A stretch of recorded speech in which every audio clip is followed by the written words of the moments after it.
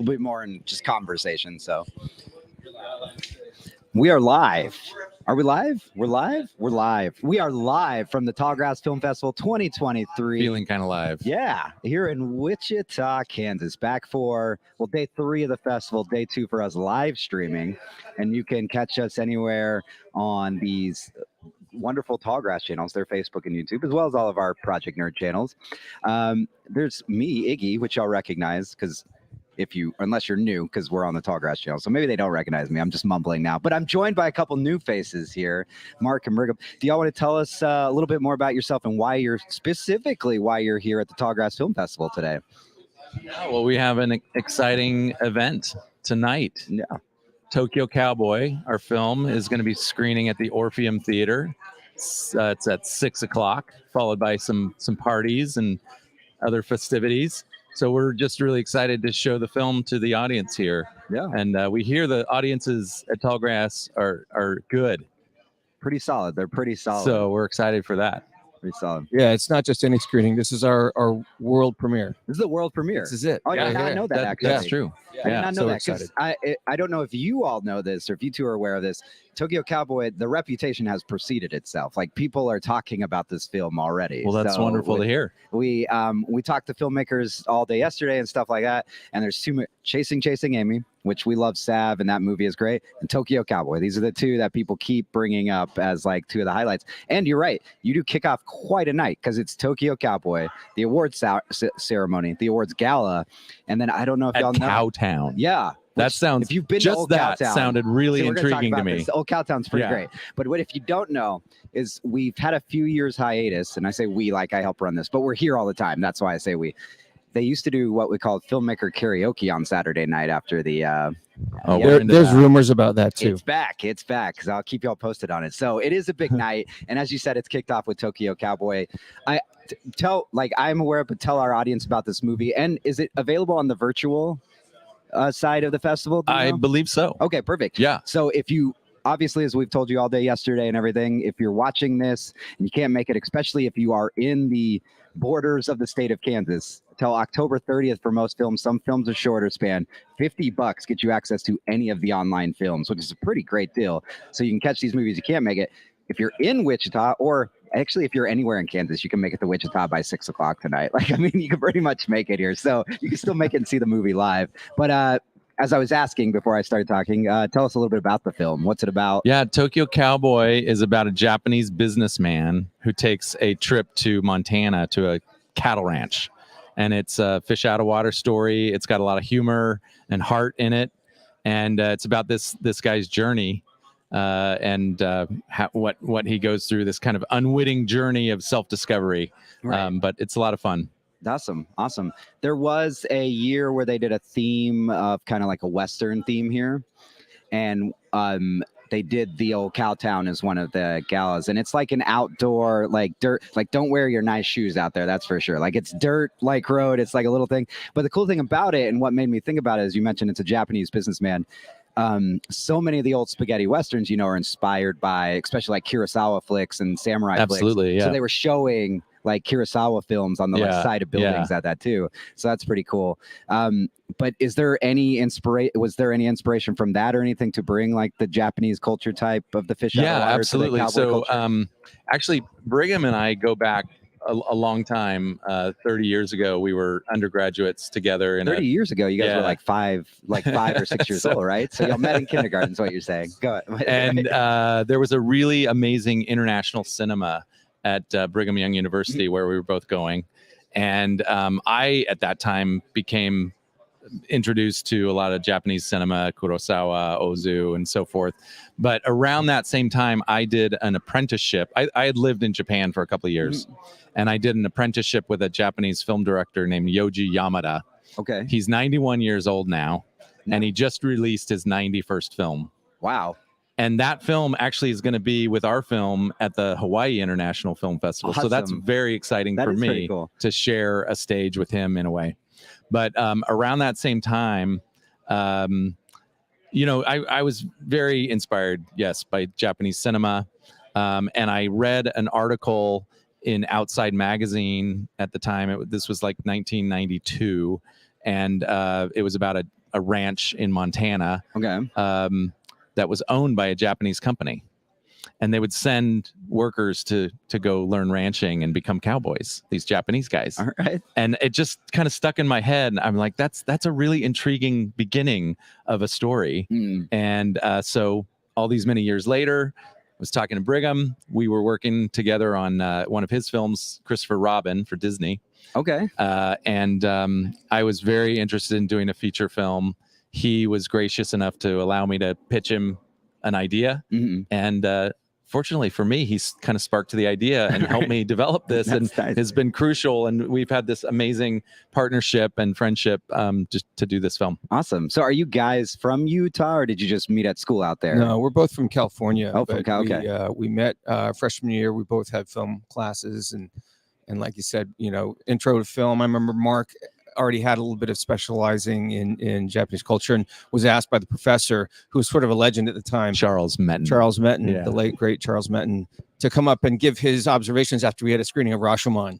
Okay. And I remember All right. Mark up there kind of stroking his proverbial beard and speaking in a very Japanese manner, talking about the finer points of Rashomon. But so yeah, that was a while ago, but it was fun hearing about his inspiration for this idea, and it was a fun thought for me to go off and try to work on an independent film, which I hadn't had the chance to do. And it was a great experience. I think it was a really worthy story, and it was one that should be told in an independent fashion, because it's sort of a unique kind of narrative that was really character driven. Captures it more easily without the big, I guess, corporate overview of it or something. Yeah, well, it's just not the kind of narrative that a corporate sort of a group is going to want. I mean, Right. it's very individualized, and it can luxuriate in all the sort of details of kind of the human experience, whereas it's a lot of films are driven by narrative and kind of big explosions and things like that. And I've worked on those too, and those are fun. Right. But this is very different. Right. No, Project Nerd, we're like movie nerds. Like I own like 1,500 physical copy movies still, like all that stuff. And Nice. But as much as I love the big studio stuff, finding the independent stuff, finding the B movie type stuff, all of it's great. Everything has its purpose, right? And I was just asking about the Utah part too, but California counts too, because the more rural areas of California, Utah is very different than Montana. Like it's very different. So did y'all go out to Montana? Is that where it was actually filmed? So we did film in Montana. Okay. We found this amazing location in the Paradise Valley Okay. of Montana near Livingston. Mhm. We went out there to do a film scout. I contacted a local film location manager, Rob Story, and he took us around. And within the first, I think we had scheduled 3 days or something to location scout. Mhm. And within the first day, we were just sold on this particular location. He introduced us to a ranch named called the O'Hare Ranch, and Judy O'Hare and her family were just amazing to work with, and everything that we were looking for this cattle ranch Right. was there. It was so beautiful, and just the perfect kind of combination of not too new, not too industrialized, kind of older, with these amazing wood barns and real, it's a real working cattle ranch. And so Right. they had all the cattle we needed. They Perfect. had everything that we needed. So you got the extras are already on It was set, amazing. right? Yeah, The yeah. extras. Awesome. No, it sounds great. And yeah, Wyoming is one of those weird states to where it's like, it actually ties me back to Wichita, because you hear about Wyoming. If you've never been there, you kind of have your preconceived notions. It's much prettier than you expected. I mean, Yellowstone and everything like that. Wichita, is this y'all's first time here too? It is. Yeah. Kind of the same thing, right? Like everybody, anytime I'm like, we're going back to Tallgrass and Wichita, and people are like, Wichita, I'm like, it's really not, like downtown's got the art scene, like the film culture and everything. What are y'all thinking so far about it down here? This is like the second building I've stepped into, because we got here at 2 a.m. last night with a delayed flight, and I can't wait to discover more. I did look at the brochure in my hotel room, and also just the lovely walk from the hotel to here. You get a real sense of it, and so I can't wait to see more. Yeah, it looks like a charming place, and like much of what makes up a place are the people. Right. And we've met some really lovely people already. It was kind of fun to see that there's like a Stars Walk of Fame. I love it. I found my name out here on the sidewalk. That's Yes, that's pretty cool. They do Yeah. the weekend before every year. They put them all out and stuff too, and it's really fun to see it. And we always love when filmmakers come out like, my name's on a star on the sidewalk. It's really cool. So you talk about something preceding. I heard from a lot of filmmakers that told me that this is a great place to come. It is. So the It is. reputation of Tallgrass does precede you, and so we were really honored and excited to come. It's awesome. We come as an independent brand, but we've been a part of it for a decade now. Like, we've loved coming out here. They treat us like family. And one thing you always know is, like, for especially events and stuff, the unpaid volunteers, you can tell a lot by how often they come back. And we've seen some of the same people for a decade that keep coming back. And so that shows. And it is a very filmmaker centric one, which is fun, because then it's a reason for y'all to come and hang out and more like that too. So I love that. It's got that Midwest hospitality, as they say, right? So no, I do love it. And I hope you guys get some time to check out a little bit of the area. The Orpheum Theater, which is where y'all are showing at too, right? Can't wait to see the interior of that. Historical, like, ridiculous, like, it's not 100, but it looks like it's actually, now it might even be 100 years old. I forget. They said either this year or next year is the 100th anniversary. Yeah, I keep forgetting we're already in the 20s again too. It's like, time flies by so fast. But what other festivals? This is the world premiere. This is the world premiere. We had a little sneak peek at the Montana International Film Festival, because that was kind of a homecoming. We had a lot of our local crew there. Okay. Yeah. And you said Hawaii. Hawaii. So after this, I'll go to Heartland in Indianapolis, then Hawaii International Film Festival. Then we'll be at the Newport Beach Film Festival, Ojai, St. Louis, another one in Montana. So right now, about 9 festivals. And we're starting to hear about some others coming up. So we're just starting our festival run. Really excited to get out there. Sounds like it. Sounds pretty cool. What are you hoping? I mean, everybody kind of gets something different out of a movie, but I feel like a fish out of water story always kind of has like a takeaway, I guess would be the way to put it. Is there something that you're hoping people get out of it, or are you just enjoyment and find your own path with it? Or kind of what are you hoping for the audience, I guess? Yeah. I think from when we started talking about this, there was very sort of obvious and apparent themes that were resonant with me. And one is just about the things that, despite how different our backgrounds might seem, there's a lot of common threads that really tie us together. And that's part of the journey here. And just if we sort of open up our hearts and minds to a new experience, there's a lot that we can learn about ourselves and about others. So that's all in there. And I think that, just to recognize the commonalities and the things that sort of connect us. Right. Yeah. This is really a story about a character who is not really connected. And it really is about bridging those divides between people and cultures and languages. And so I hope that audiences can see themselves a little bit in this character, Hideki, who comes to Montana. And he's through the course of the film, he realizes that he's got to slow down a little bit and listen a little bit more, and open himself up to be connected to the land, to other people. So that's a theme. I think we really need that. I need that right now. Right. Just the idea of bridging some of the divides between people. No, it's a good call out, because that Tokyo culture is a lot like that New York culture. It's go fast paced. Yeah. Montana's a very different world than that, right? So, So yeah. Well, I can tell you, as much as you're bridging divides, you're causing divide in our group, because we all want to go see it, but only half of us can, and the other half have to set up. So we're already fighting over it. So it's deep irony in that. I'm sorry. No, honestly though, we'll all check it out, and we're all looking forward to it. Again, it is a movie we've been hearing more and more about, so we started looking at it. It looks really interesting. So we're excited about it as well. But it's Tokyo Cowboy. If they can't make it here, or even can't catch the virtual festival, and you're adding, as you said, more festivals, where can people go online to learn more and keep an eye on where this movie's going? Yeah, there are virtual screenings for Heartland as well. Okay. I know Newport. I believe Newport is also doing that. But a lot of these are geo blocked. Mm-hmm. So the like film to West House just has a site informationally. We have TokyoCowboyFilm.com. Perfect. Straightforward. TokyoCowboyFilm.com. Yeah. Is and hashtag Tokyo Cowboy Film. There you go. Is there anything else too y'all want to talk about that you're working on next, or are we just ready to get this out and see where it soars? It's all very hush hush. Nothing we can talk about here on this live stream. Not yet. Okay, we're live, so we can't. Okay, we'll talk about it offline. Okay, awesome. Well, gentlemen, we appreciate it. We're looking forward to the film. I'm gonna let y'all get out there and see a little bit of Wichita and enjoy the film festival. Thank you. But for anybody watching, again, if you are in the Geo area and you can watch it digitally, it is part of the virtual festival. If not, 6 o'clock tonight at the beautiful and almost Centennial Orpheum Theater here in downtown Wichita, Kansas. But Can't wait. awesome, guys. Thank you again. Thanks for having us. Perfect. Yeah. If y'all drop the mics and y'all feel free to go hang out. The crew will. Oh, you literally What a dropped literal the mic. There it goes. mic. We're going to continue on here, though. This is our live stream kickoff for Saturday. The lounge is getting moving. These gentlemen are actually, I made you drop the mics, but do you have another movie that you already are on, like, going to see or anything this afternoon, or is there anything? I'm wanting to attend some of the panels here. Okay, cool. And there's several movies that I want to see. Yeah. I got, is it Letters from Home? What's something that's coming right up? Oh, yeah. Yeah. Yeah, Okay, that see one's awesome. Yeah, I always ask that, and I forgot to ask you guys, but that's what I was thinking.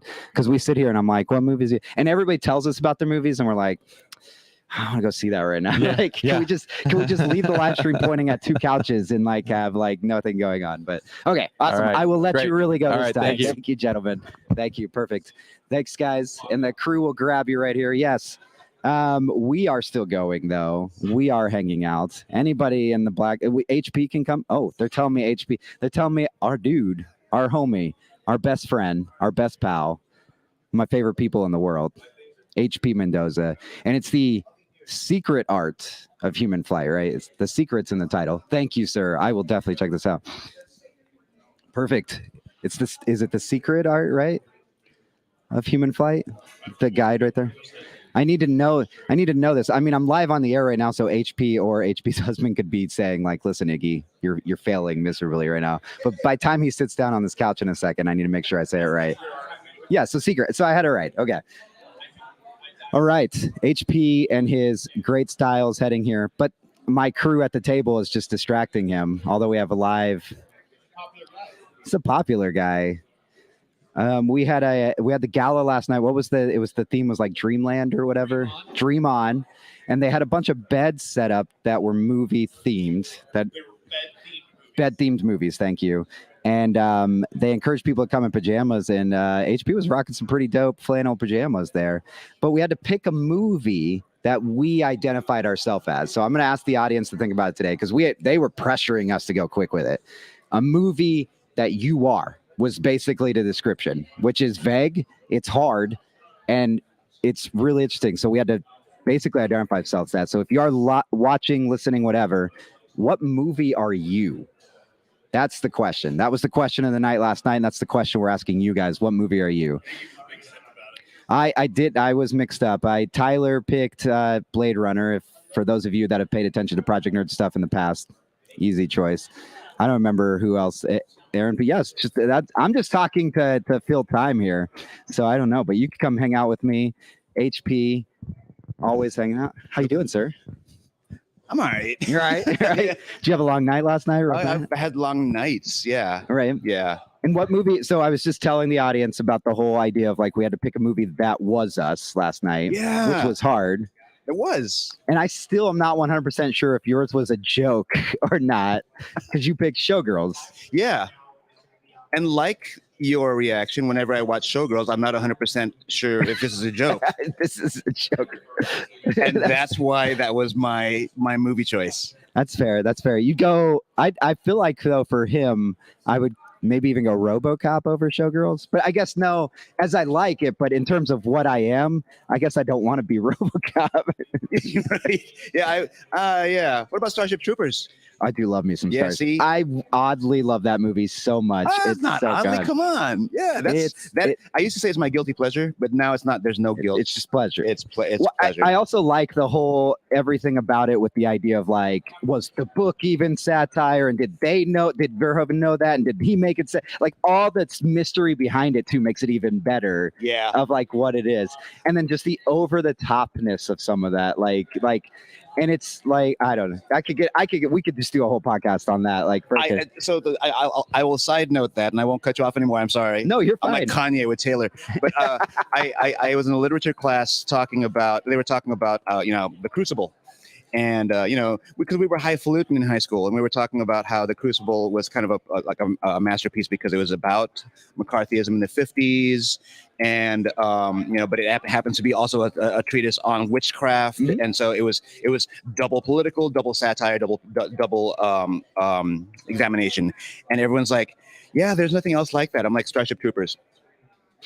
And they're like, Comparing what do you mean? I'm Crucible to like, Starship. well, Paul Verhoeven, and right away, like everyone's eyes roll. You go, well, like, well, Actually, but you know what I mean? It's because like they examined that Showgirls had just happened, right? Mhm. So everything that he did was like, is he joking, right? And then they're like, he's doing a take on this like seminal piece of science fiction, which also it's like, was that satire?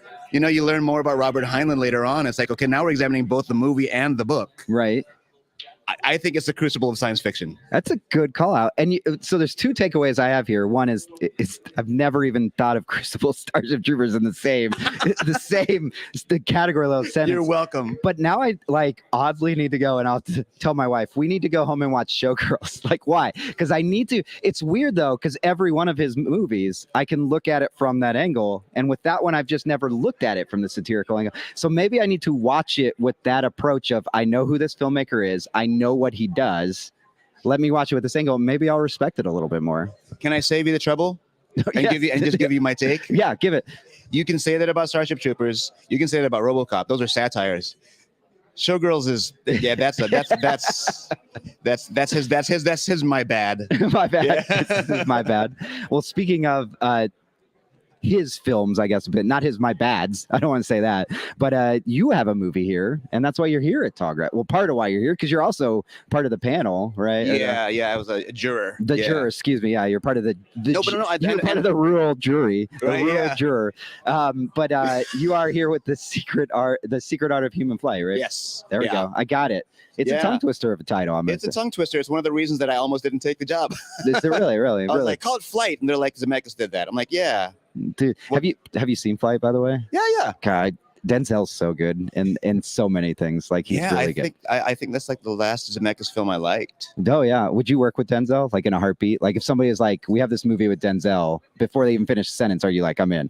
If you would have asked me this 3 years ago, I would have said hell no, and that would be my imposter syndrome. You know, 'cause Okay. You know me, I'm like a low budget. Oh, You you're know. like, it's intimidating, is what Yeah, you're it's thinking. just like Okay. I don't know how to direct Hollywood actors, but Paul Raci was in Secret Art of Human Flight, Mhm. and I suggested him to be in the film, and I suggested this to the lead actor Grant Rosenmeyer, Mhm. who plays he plays R.A. Tenenbaum in the Royal Tenenbaums, and I suggested him, and then he got me a meeting with Paul Raci, Okay. and I was like, is that what it's like to talk to Hollywood people? Is that what it's like? You mention a comp, and then he gets you the thing. That's And so I got this meeting, and I'm sitting there, I'm sweating, and I'm texting Grant. I'm like, "Where are you?" And Grant's like, "I'm not going to be you're the director. You're going to interview him." I'm like, "Oh crap!" Paul shows up. I'm putting on my confident drag, and I'm like, "Thank you for your time, Mr. Raci, and also congratulations on the Oscar nomination for Sound of Metal. You were phenomenal there, and congratulations on the win for the Independent Spirit Awards." And he was like, "Cut the bullshit." And I was like, oh, here we go. This is the part where he's going to recognize I'm just like a lowly independent guy. And he was like, this isn't about me. I want you to know that I saw Bitter Melon. It was beautiful. And I was Love like, it. oh, Paul Raci saw my like cheapy, like Filipino American, like did you pee yourself like right then? yeah, all over him, all over him. All over I was him. like, you gotta be kidding. No way. But he was, he's like, I fought in Vietnam. I spent time in the Philippines, and we got to work together. And I was like, he's an actor. He's an actor, and I think it took a while for me to be like, okay, you're not pulling my chain, are you? But on day one, I kept throwing directions at him, just the way I do, because the way I direct movies, I treat everyone like a bandmate. Mhm. You know, we're all making music, and so I'm It's a good way to look at it. and I talked to them like they're bandmates, and he's in a rock band. And it was really nice because like I was worried that after a while I was like, I keep giving him so many directions. When is he going to hit me? You know? And after take 3, he soaked in all the direction, and he thought about it, turned around, then turned back to me. He goes, I like you. You're an actor's director. And I was like, okay, I needed that confidence boost. Now I can direct Denzel. There you go. So all that you're ready to go, Denzel. So Denzel, if you're watching, because he watches Project Nerd live streams, obviously. Yes, no, I know. Yeah. Actually, maybe not him, but his son might be watching right now. Oh, actually, because he can't be out promoting the creator right now because everything's still on hold. But anyways, we're talking about all these because we can go things. So I think it's important for people to remember if they haven't seen previous interviews, you can go projectnerd.com. search HP Mendoza. We've got interviews, we've got podcasts. I think one of the biggest problems for us in our conversations is we connect on films too much. So then we sidetrack. I think the very first time we met, it was eating Raul. Yes. And we couldn't get out. And everybody else there that was there for Project Nerds, like, let's eat it. Like, what? Eating And I'm what? like, you've got to see this movie. Like, it's ridiculous. It's so great. But I want to make sure we spend some time on your current movie, the one you were just talking about. For the audience that isn't here, hasn't seen it yet, what is it about? And actually, is it available on the virtual version or no? It's not. Okay. So you had to come here, but you can pick it up elsewhere, and we'll get to that where you can find it online in the future of where it's going to be. Or next, we're doing 7 festivals in a row. 7 festivals in a row. Like Okay. this is the first of 7. Okay. Second. Since I said like 10 things, let's start. What's it about? Then where's it going to be? there we go. Oh, it's The Secret Art of Human Flight. It's the first film I didn't write. So that's liberating. It's the first film you didn't write? Yeah. Of all the films out, and you may not be that you directed. I got my director's pass, Okay. but like it was someone else's script. Okay. And it's about a guy whose wife recently passed away, and he's looking for solace in any way he can. And like you do, he goes to the dark web, and because he sees a video of some guy flying, and he's like, "Is this like bad special effects? Is this real?" And the guy purports to have written a book that teaches you how to fly like a bird.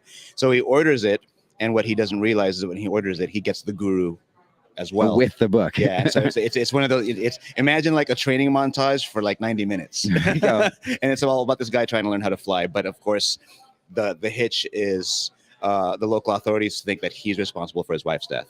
Oh, I mean, because he's probably coming off crazy at that point. If he's Exactly. trying, Yeah, he's trying to fly. And the rituals are like super nonsensical and absurd. It's an absurdist comedy, but it's also an examination on grief because we made this during COVID. Okay. So we had we had a COVID bubble. And one of the things I told Grant Rosenmeyer, who plays the lead, is I said, I don't know if I'm the right guy to do this because I actually just lost 3 friends. And I don't know if you remember what 2021 was like, but like we were losing people left and right. Mm-hmm. And I said, I don't know if I'm ready to make like a straight up comedy about death right now, And Grant was like, well, then just pour your heart into this. And when we formed our team, like every single person had a story about like, something they'd lost during the pandemic, whether it was a job or, or their sanity, whatever. We all lost something. And it still is a comedy, but it was really nice to kind of have this collaboration with all these people. And every time we would do something, we wanted to adhere to what the story was, but I would always ask them, I'm like, how true does this ring for you? Mm-hmm. What could we do to make this ring true for you? So yeah, it's an examination of loss that I think just kind of ends up being universal. Yeah. And you bring up something, and we've talked about it with some of the other filmmakers on our live streams yesterday, the pouring your heart into it. And now you're making me think of it. Like Roma came out right before COVID, though, right? So like Roma. Oh, Roma, yeah. Quran's Roma. So Quran kind of kicked it off, like that whole like, I'm just gonna put me out there in a way that's not me, but it's me. And I feel like COVID kind of magnified that for people to do that as well. And it feels like we're getting a lot of films that are so much better than you expect them to be because there's the heart of who's making them is just right there in the middle of it, like on display. Yeah, at the Q&A yesterday for my film, I thought it was interesting. There were a couple of people independently of each other saying, thank you for not going ironic. Thank you for actually like being they didn't say authentic. What they say? Oh, being sincere. Mm-hmm. And it forced me to like kind of like think about like movies in general that I liked. And it's true, like in the 90s, I was really into a lot of like ironic, like sarcastic, comedy that were basically the equivalent of like a guy saying, I'm not crying, it's fucking onions. And now it's like, no, we're allowed to feel this way, especially after a pandemic. It's like, look, that was some fucked up shit.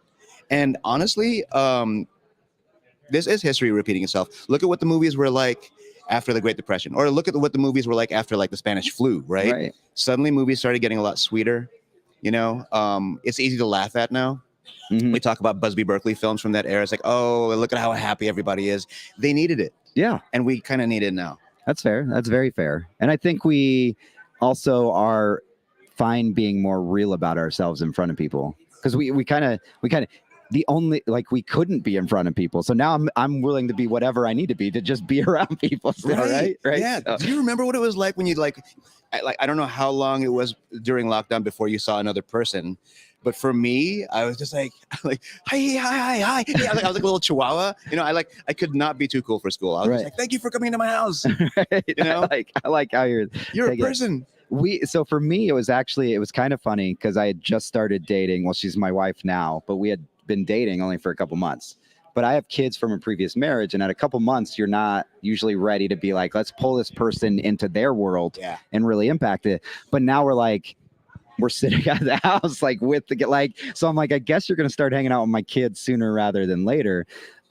So it offered a unique, so I did get a person that I got to spend a lot of time with that I hadn't spent a lot of time with already.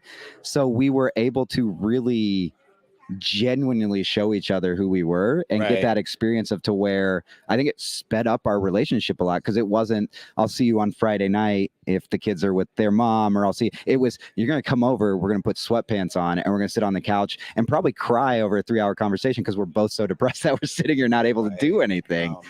But it was kind of beautiful in the same way, because then my kids also got pulled into it at times, and it created a whole new family, really. Like, it was nice. I liked it. That's lovely. So, but other than that, it was hard to see friends, but we did have our small group, and actually some of them are here, to where it's like, okay, you guys don't go around to anybody else for like 2 weeks. And if you're not, then the 6 of us can hang out on Saturday, right? Man, you're bringing this all back. I forgot all the COVID tracking we had to do. Oh, but see, you had kids, so I think that's interesting, because that's probably what made it work, right? Because I feel like I was tracking a lot of my friends who had just entered relationships, and COVID forced them to live together. Oh yeah, and the ones that survived all played Animal Crossing. She has Animal Crossing. My wife has Animal Crossing. So she's not a big video game person, but we had a Switch, and she's like, I'm gonna get Animal Crossing. I heard I need to buy this. That's a crossover game for people. There you go. Yeah, and honestly, and I know I sound like I'm being ironic. I'm not. I really mean this. Hey Siri, hey Troy, my Animal Crossing friends. Like, you guys survived, right? Animal Crossing.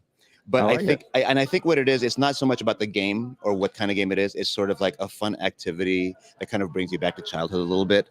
You actually have kids, you know, and there's an innocence there that you have to protect. Right. You know? That too, for us too, the Animal Crossing, one unique thing we got to do, which you are in, Carrie and I did a whole, we'll call it the pandemic season of our I'm Not Famous podcast. Right, yeah. We wrote a whole new Fast and Furious movie, one episode at a time, right? And you were part of that too. And it was pretty fun experience. So we got to see, I think it was Zoom definitely saw a benefit to 2020, and we all used it for sure. Did. So there was that too. You got to connect in a new way. There's a million things I still feel about the pandemic, and we still always make the jokes of like the last 3 years have been 1 year and simultaneously 30 years at the same time. Yeah. But now it feels like coming back out of it to bring this all back around to here. You've been here for the last couple of tall grasses as well and everything like that. It really feels like this year's back to that feeling of like we're here, because especially in the Midwest, and not to get political social about it, but there's definitely some reservations about people taking certain things serious, and and Tallgrass did. They were that first year back, everything was outdoors. We were all, and it was small groups. It was much. And this year it felt like we've got back. And Thursday night I was like, man, it feels like in the gala last night and everything too. Yeah. So I'm really feeling, because you are a Tallgrass veteran as well. What, like 4 or 5 times at least, I think. I think this is my sixth. Sixth. My first one was in 2009. 2000. Oh, so you came once before we even met you then. Oh yeah. Yeah. So 2009. That might be pre us even, actually. I think you beat us even to Tallgrass. Really? Yeah. Oh wow. There you go. So it was Fruit Fly. The first film I directed. Yeah. Awesome. Well, it feels great. And we talk about, because a lot of the filmmakers we talk to, this is like first Tallgrass telling us about Wichita is like much better than we expect to be. The film festival is amazing. But for you, you're like, I know this. I've got this. I know what to do. I know what to expect. And again, the last 2 years, as good as they were, it was different. Yeah. And the fact that proves it's back, karaoke's back tonight.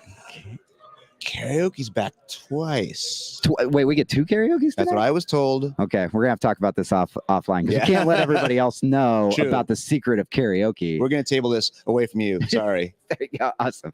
All right, so it's the Secret Art of Human Flight. It Yes. already showed here. Yes. You said, what was it, 7 festivals in a row? Yeah, it's nuts. We actually just had a screening at the same time. Forgive me. It's not that I don't. It's not that I don't respect the festivals. I just have like hangover So many, brain. yeah. But the next one's at Heartland actually. So we're gonna Okay, be Tokyo Cowboys at Heartland too next. So I we're know. just talking to There's a them. bunch of these guys here. Awesome. Lost Souls is gonna be there.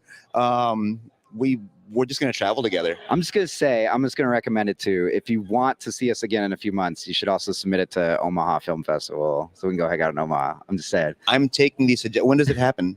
The end of February, first weekend of February or March, that weekend that crosses over those 2 months. And submissions are open. Yeah, they're open around. And then Mark's here too. We'll talk about that one Please, too. I'll get yeah, you ready. yeah. There you go. Absolutely. But awesome. Where can people go online? Is there a website for it and everything? Well, okay, so we're working that out. I mean, really, people just follow me on any socials. Okay. At HP Mendoza, HPMendoza. We have an Instagram account that's Human Flight Film. But because of the amount of festivals that we're doing, we're having trouble kind of like even doing anything on it. Yeah. So we tag it with our personal accounts. But yeah, The Secret Art of Human Flight, you can find it through me. I was really hoping you were going to say, yes, it's at thesecretartofhumanflight.com. Like it's that like I know. The whole thing has the web URL, We didn't even think about it. We should have just done that. right? No, we should have made it What's flight. the first letters though of each? It would be TSAOHF.com. I like that. Like nobody's gonna remember that. No, it should be like not Denzel's flight.com. Flight, not Denzel's.com. Yeah, I like it. Awesome, HP. Well, I'm gonna let you get back to it because you are a Thank busy you. man. You do Thank have a lot you. going on, and also want to enjoy some of the festival. It's always a pleasure talking with you. Great We've talking already to you. talked about it. We'll have you back on a podcast again soon, hanging out. Secret Art of Human Flight, you mentioned it, Fruit Fly, Bitter Melon, all those other great films that you can check out on. I believe I know you can buy the physical copy of Bitter Melon like on Yeah. Amazon and stuff, but Yeah, is there on any way you Blu-ray. can stream them? It keeps switching, like Mhm. they pull off a stream because it just left Paramount Plus, Okay. but I think it's on Canopy, Tubi, and Prime right now. Okay. Yeah. Well, Tubi's free. Yeah, So you and can so is go watch Canopy it. Yeah. if you have a library card. There you go. Yeah. Oh, that's cool. Awesome. All right, HB. Well, I'll let you go, sir. Thank you again. Always a pleasure. One Always of a our pleasure. favorite people. Break a leg, you We're guys. gonna go watch Eating Happy Raoul. festing. We're gonna go watch it. There you go. Watch it. There you Criterion go. 4K. There you go. Oh, there you are. Did they release it in 4K yet? It's coming out. Oh, okay. That's one of the new 4K. Okay, I'm gonna have to upgrade. All right, folks, we're still live here at the Tallgrass Film Festival, Wichita, Kansas. I do want to say again, I have to look behind me because there's so many of them, so many great sponsors that help make this festival a thing. Title sponsors Archer Hotels, but we also have obviously some of the venues, the Orpheum Theater, historical, which we did just talk about. We can get that confirmed or not. Approaching 100 years or just hit 100 years. That's amazing, and the venue doesn't even look its age. It's beautiful. She's in great shape. She looks fantastic. She's aged well. The Scottish Rite Center is always one of our favorite venues that they have here too. The cool thing that they've added now is the Tallgrass Film Center. So they have a little theater they've set up, and if you are in the Wichita area throughout the year, they have special screenings of all kinds of movies, unique movies, fun movies, even some new movies. And then of course here during the film festival, they're using it as one of the screening rooms. But it's an awesome place you can check out if you are local to that. Besides the venues, obviously Cargill, Fidelity, we've got B98, 96.3, and a few other radio stations supporting us. Panavision, CarStar, Exploration Place. Wichita State does a lot here to help with especially the emerging filmmaker programs and everything. Schwann. National Endowment of Arts in the state of Kansas, city of Wichita, as always. Tallgrass has been a huge part of this community. 21 years old this year, 21, which we kicked it off on Thursday night with the fun experience of it being a bar crawl because they're finally legal to drink. It was kind of cool. Weirdly enough, the bar crawl, one of those places was just a pizza place. Nobody's really going to complain about that. You want it, right? Bar crawl. So let's see. You guys are hearing me. Let's see if we can get over here. We could probably get at least another Project Nerd personality if anybody wants to work today. I don't know. They're all kind of just hanging out. I don't even see anybody. But we've got filmmakers roaming in. The hard thing with Saturday is it's always a little slower start because, again, we were out at the gala on Friday nights. How many beds did they have, Ryan? Like, could you think off the top here? I'm talking to the person off screen. There was 1, 2, 3, 4, 5, at least 10. I want to say 10. It was like set up like almost like how the 5 is on a die, on the dice. We know there was, because it was bed themed stuff. So there was like Misery, Planes, Trains, and Automobiles, The Exorcist, which was the one that nobody could really figure out. It was really hard to tell. Willy Wonka, it was one of them. Yeah, the grandparents' bed. I can't remember.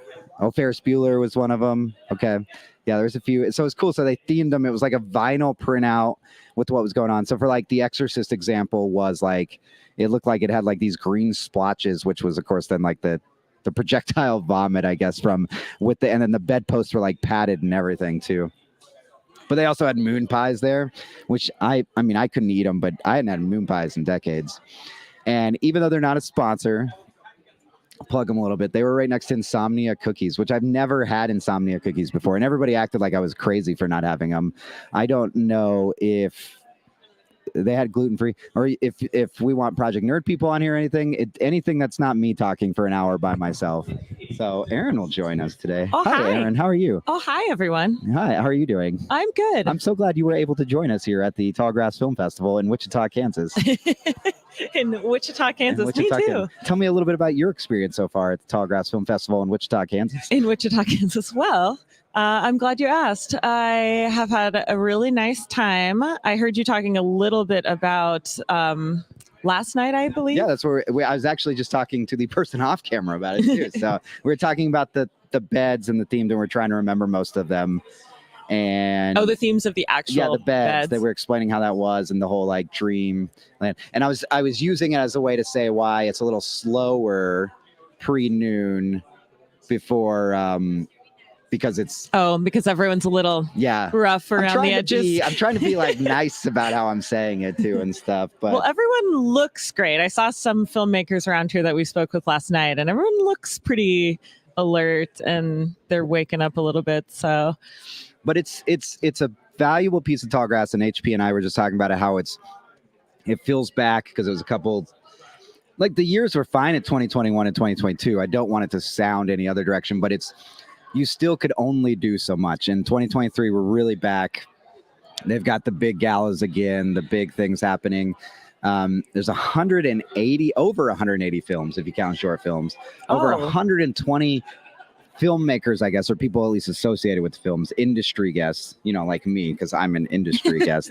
Y'all are media project. I don't know. I'm industry. So like producers, directors, filmmakers, like stuff. Unique stories. Tokyo Cowboy, which we've been hearing about all weekend, shows tonight as like a big piece at 6, is world premiere. We had that's cool. We had filmmakers on yesterday. They were talking about their US premiere and things like that. And I actually just saw, I'm pretty sure that's who it is.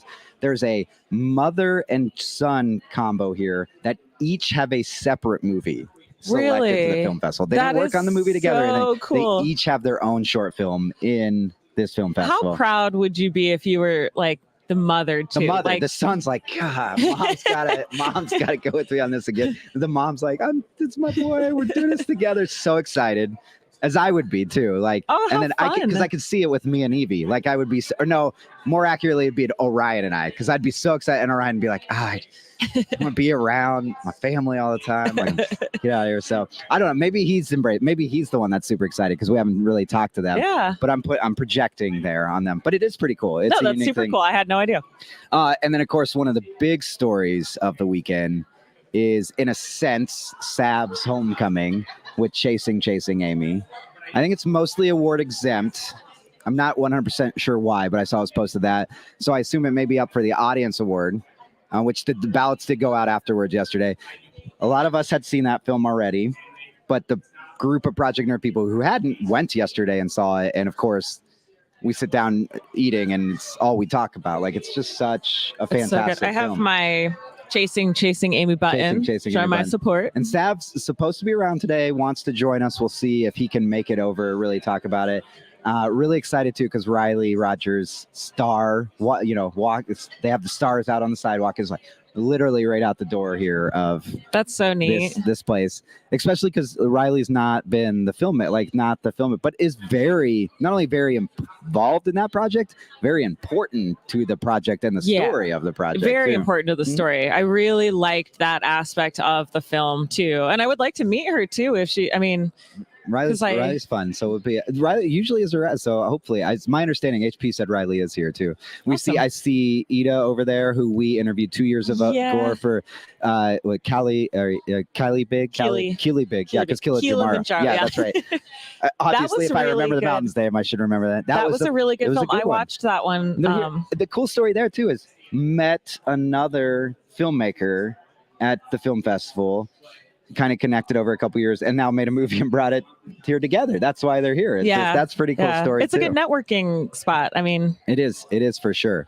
It is. So it's a lot of people we know, a lot of people. In between our last two guests, though, I talked about the sponsors.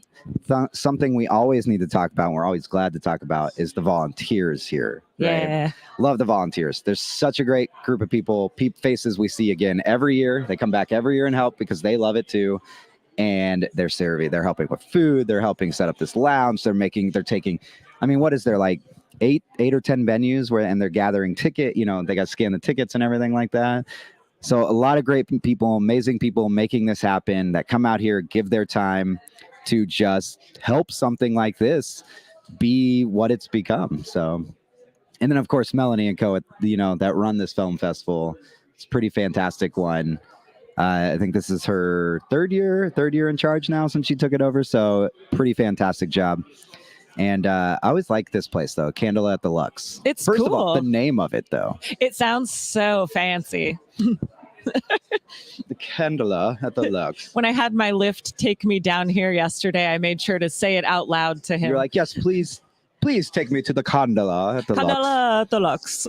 It is a very fancy name. And it's actually, I'm really interested. We've had friends and actually somebody we know too here that lives up here because it's the residences up above us. The actual, I think that'd be a couple fun. floors are like offices because we've done interviews in those floors before. Like they put us in an office. But there's definitely residents. And it's pretty exciting here. Oh, we have another filmmaker joining us here. Hello, another filmmaker. Hello, friend. I mean, that's one word for it. No. How's it going, guys? Going well. We were just talking up the volunteers, talking about the venues. Fantastic. Connecting, with films with HP. Tokyo Cowboy, which you were watching that interview because that's a movie you're really excited about too. I am. I have a ticket to see that later today. There we go. Right in between us, like setting up and then helping stream the award shows. It's gonna be a little tight, but I'm excited for it. Well, I don't know if you were there when I brought up because he said the whole kind of idea of is it to build bridges to bring people together, and I'm like, you're actually dividing our team because we have to set up. Listen, I'm fine. I bought my ticket. I called dibs early and got my ticket. Like, how long is that one? Is that a feature? It's a feature. Okay. And it's its world premiere. Oh, and it's really cool because I asked him about it, and I'm sure Ryan was excited. I didn't realize you were the one running tech back there, so we started talking, especially about Kurosawa. They brought up even specific films that I should have looked over at you to see what your facial reactions were because it's like Rashomon, and stuff. And so I was like, movies literally ever. It's funny because they were saying so Brigham and was it Mark, right? They met at Brigham Young University, which was weird because when he said Brigham, I'm like, I'll easily remember that because of Brigham Young, but I didn't want to say that out loud. Right. And they're like, yeah, our freshman year at Brigham Young. I was like, oh, okay, checks out. All right. And so they were talking about the film class they had, and the one guy, Mark, was so into Japanese cinema that they watched Rashomon. And then he's like, why don't you come up here and give us your take? And he's like, Mark went up there and was basically rubbing his proverbial beard. It was like, yes, actually. I was like, love it. You fit in with us well. You fit in with this group of people well. That's for sure. What else? We've talked Chasing Amy, Tokyo Cowboy. Tyler, you did a number of interviews yesterday, and every time somebody got off the couch, you're like, I want to see that movie now. Yeah. What were some of those? Crush the Wrestlers one that I definitely want to see. Yeah. The premise for it is definitely something. Alex, the filmmaker, we talked about it a little bit. Went in, he basically answered a Craigslist ad almost as a joke for basically someone was looking for a videographer or photographer for erotic wrestling. And it's basically this Crush the Wrestlers, this classically trained, like super good wrestler that does basically fetish wrestling, and it's a short film, but it is Crush is like very like self-actualized and kind of guy, but it's fascinating. That actually sounds really interesting.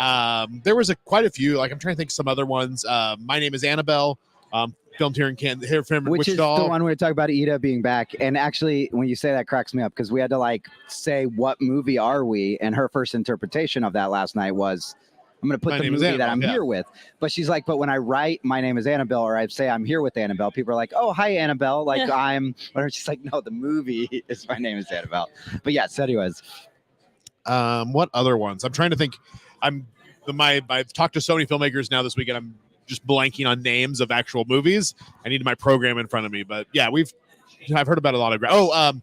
Yesterday was the premiere of the feature film Penitentia, which was another one that was filmed a lot. Like the writer director. This is his first feature. Originally from Wichita, right? It's about his dad, who was a lawyer in Wichita, and like was filmed a lot here in Wichita and St. Louis and Midwest. So historically, you've done a few tall grasses with us. Other people have too.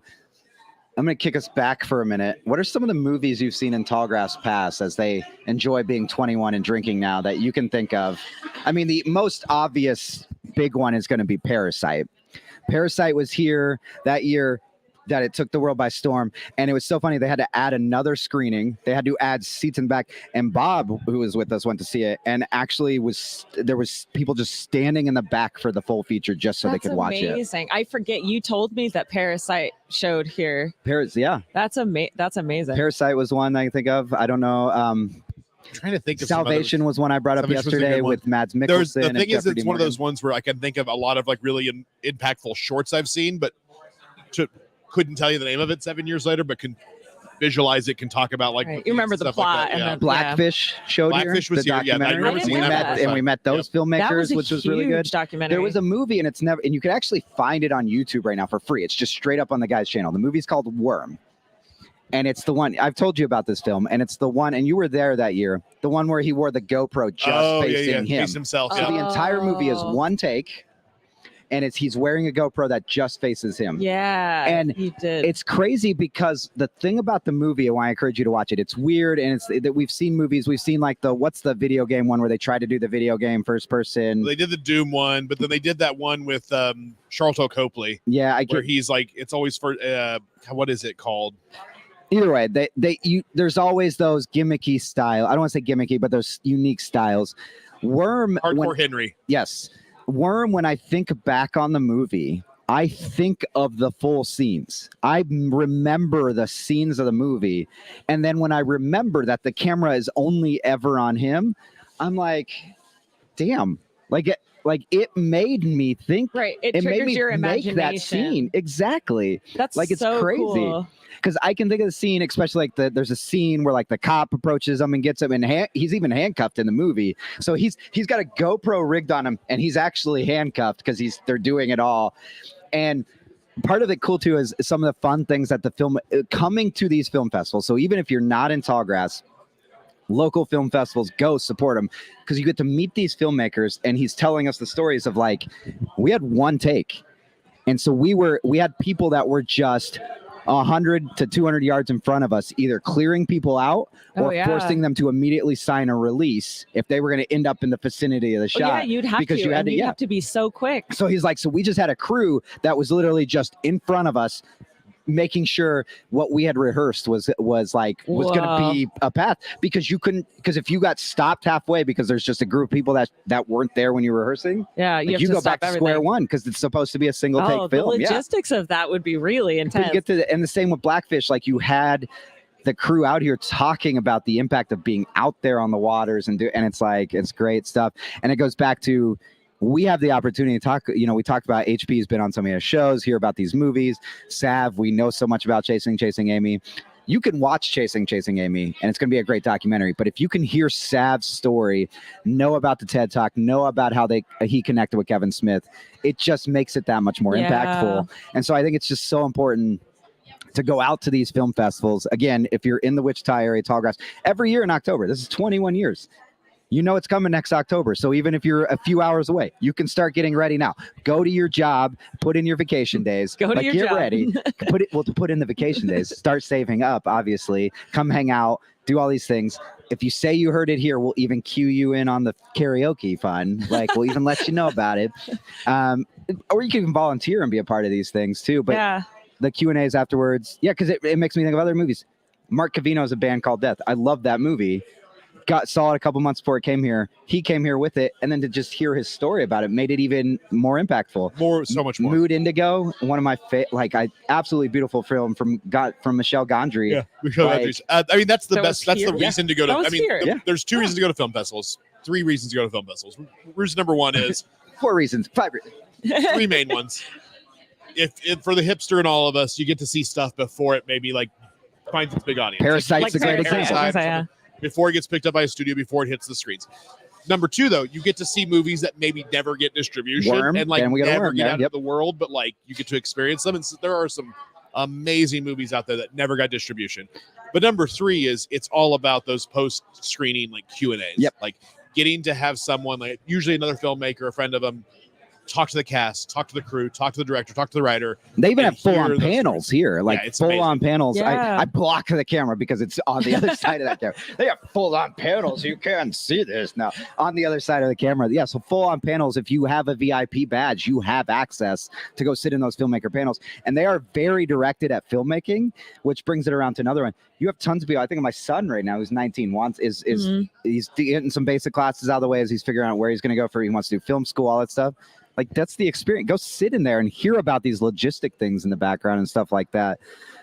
So yeah, you're right. Those are 3 great. I concur, Tyler. Yeah, I concur. Those are 3 solid reasons. For Tallgrass, there's a solid 4th reason.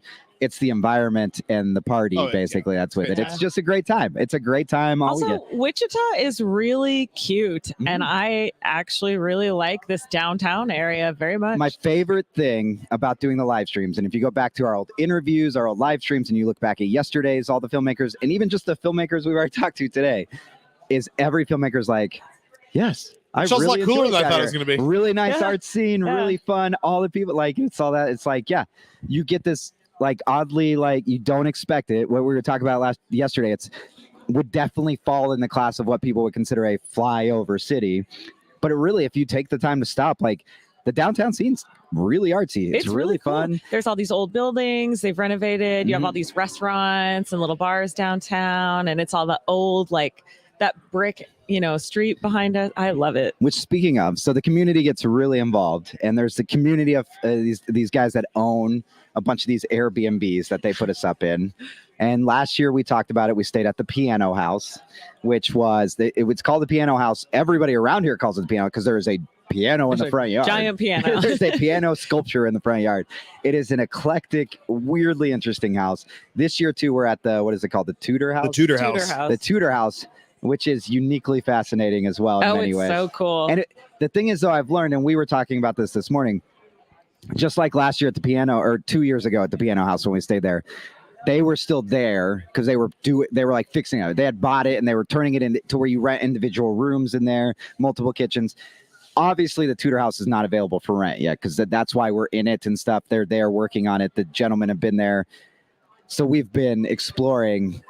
And yeah, well, the basement, because it's not done yet, and there's like sheets hanging and stuff like that, and it's just stuff it's like, nope. Nope. We're like, nope. But there's also just wildly eclectic. They do a great job of just finding, and I think, Tyler, you asked it last night, you're like, do they just have this stuff, or do they just go around to like estate and garage sales and collect this stuff? Because it's just a collection of uniquely odd and fascinating decorations. Wild. There's matched a bunch of Chinese porcelain figurines in the den next to like horn steer like chairs next to a like what we think are church or old like train station pews. There's that end table that's like a Grecian urn. Yeah. There's next to a leopard couch. Leopard skin couch next to a crucified Jesus like laying on top of the ottoman. Why not? It's fantastic. There's a giant painting of Queen Elizabeth II staring at me in my bedroom. That's right, because why not? Why not? Are you sure that's a painting? Or is she really there staring? The eyes follow you. The eyes follow you. The eyes follow I like it because every time you go around a corner, you find something new. Right. For sure. Well, that's that. We're going to take a 30 to 60-second break.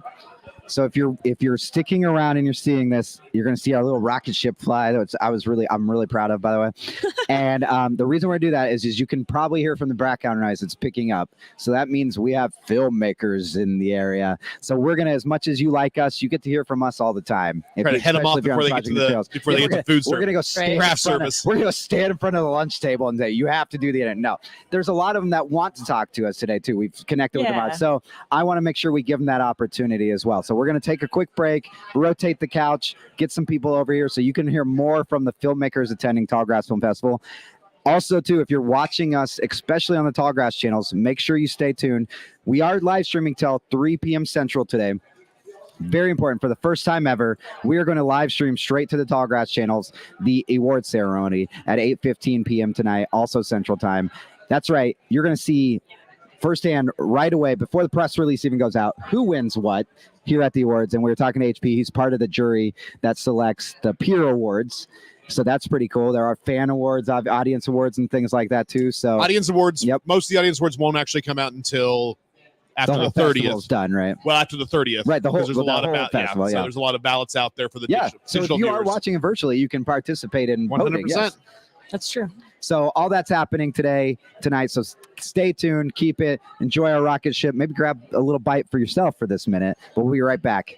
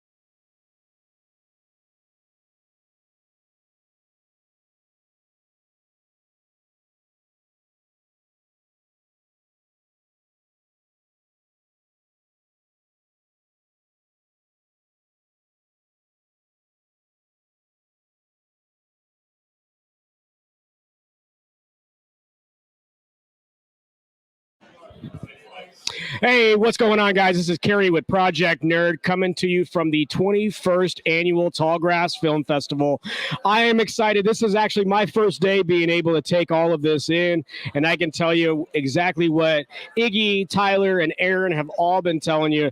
This place is absolutely eccentric. There's a lot of noises. There's a lot of filmmakers making deals. It seems like the double strike is over. Money is changing hands. Productions are being made. So I can give you that. That is some breaking news here on Project Nerd from the Tallgrass Film Festival. But I'm here to fill some time, so let's talk a little bit. One of my favorite things here is what we're going to see a little bit later. We got some galas coming up.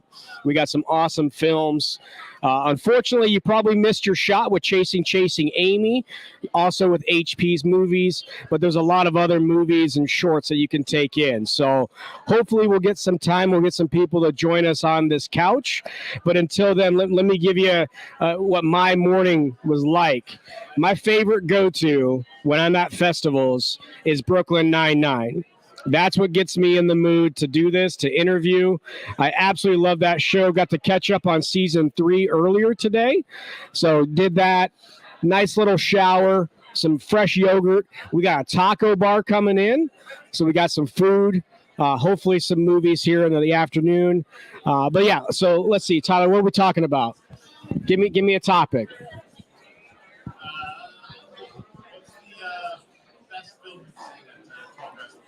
Oh, that's a great question. I'm sure you guys couldn't hear it. What is my favorite film? I will give you 2 favorite film from Tallgrass Film Festivals in the past. The first, I will say, was one that I had a hard time watching, but learned to appreciate it. I believe it was called Bug. Does that sound right, Tyler? It was this crazy, I want to say Syrian film. Might have been a different, and I apologize, but it was about this filmmaker who was obviously making films, but all the other filmmakers around him were getting killed. And the story centered around him not being killed and why. So it was a very interesting concept. My favorite movie, I will say, is Hudson. A few years back, we were fortunate enough to meet Mary, I believe it was, I'm going to call him, I think it's Sean. I think it's Mr. Cunningham. I'll give him this formal name there. Hudson, to me, took Tallgrass, in my experience, to a new level. In the past, we've seen some amazing productions, amazing films. That was one of the first that I sat down, and the quality from start to finish. Big actors are obviously in a lot of the films that we see here at the Tallgrass Film Festival, but the production value, the Orpheum being the backdrop for the film, the producer, director, star coming out and talking about it, and then for me being a biased fan, the area and region they picked in the western area of New York is always something that I'm fond of. So definitely for me, Hudson, I think, would have to be number 1. The only reason why is the year that Parasite was here, I was not lucky enough to score a ticket to that. So I would have probably said Parasite because of everything. But the one that I definitely saw that I still to this day always pull out probably like once a year is going to be Hudson. Amazing story, really fun experience. But I think that was probably my favorite. Tyler gave us a really good question. Oh, you already did it. What was yours? From any Tallgrass? Yeah. Well, I did the one that I didn't think I would like was Bug, because of all the stories that have come out from it. Bug. It was Bug, right? The cockroach movie with the filmmaker getting killed. And understand, like, I have tried to find this film. Okay, the Iran movie. I was wrong. It was not Syria. It was Iran.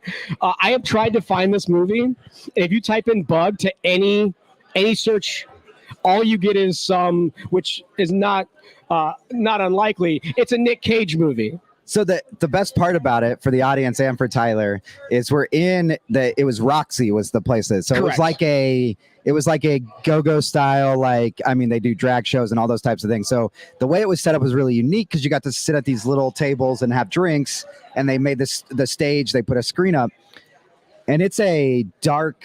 We'll just say it's a dark, twisted movie. Yes. There's a part in the movie where something horrific happens, and it's Ooh. just dead silent in theater. And I believe it was Mia and I both laugh out loud at Yes. that moment, and everybody's head just turns to us. I was like, oh, I thought we were just at the point where we're accepting that this is just going for it. Like, this is just going But grotesque. that was fun, right? I mean, that's what, like, so when I said, like, the movie that I didn't expect, I still will say, like, production wise, maybe, but the stories we had coming out of that. But for me, it was Hudson. Like, Hudson took it to a new level for me when I was coming to Well, my Tallgrass. review, and we still have talked to Sean multiple times about Sean, it. I did get that right. My review even says, like, the fact that I haven't seen this advertised from a big studio and Yes. being in a theater, like doing a national, like there, I still am surprised by that with that movie. Actually, you just remind me. So Forev, because the whole experience of it, Forev may be one of my favorites. It's an adorable, like, romantic comedy.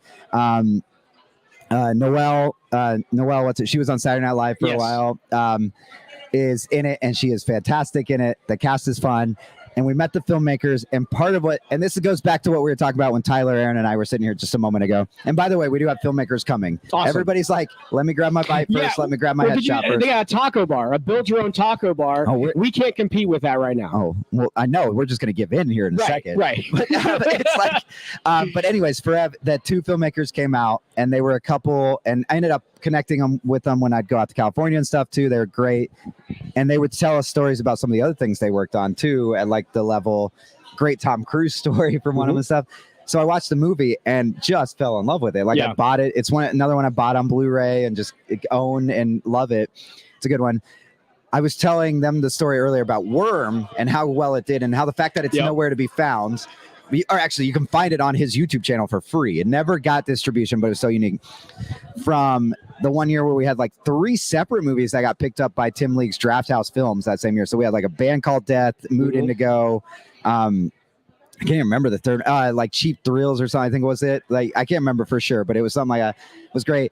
There's one though. There's 2 experiences for me that meant a lot and that I really liked. And one of them was this movie called Shotgun Wedding, and it's not the J-Lo.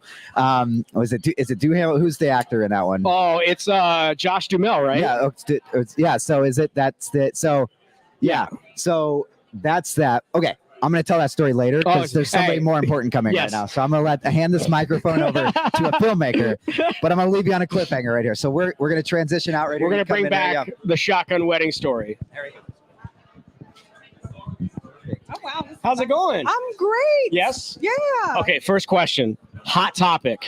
Oh, boy. Okay, hot topic. Very important. Okay. Do you tip your Uber driver? Absolutely. Okay. All right. I'm getting tired of this. Like, I am apparently the only one that does not tip their Uber driver. I guess this is. Really? Oh. But why do you do it?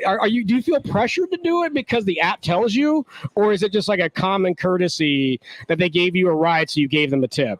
A common courtesy. And I think actually I started tipping more during the pandemic Okay. All right. because I knew a lot of people were out of work, especially people who work in the service industry. Right.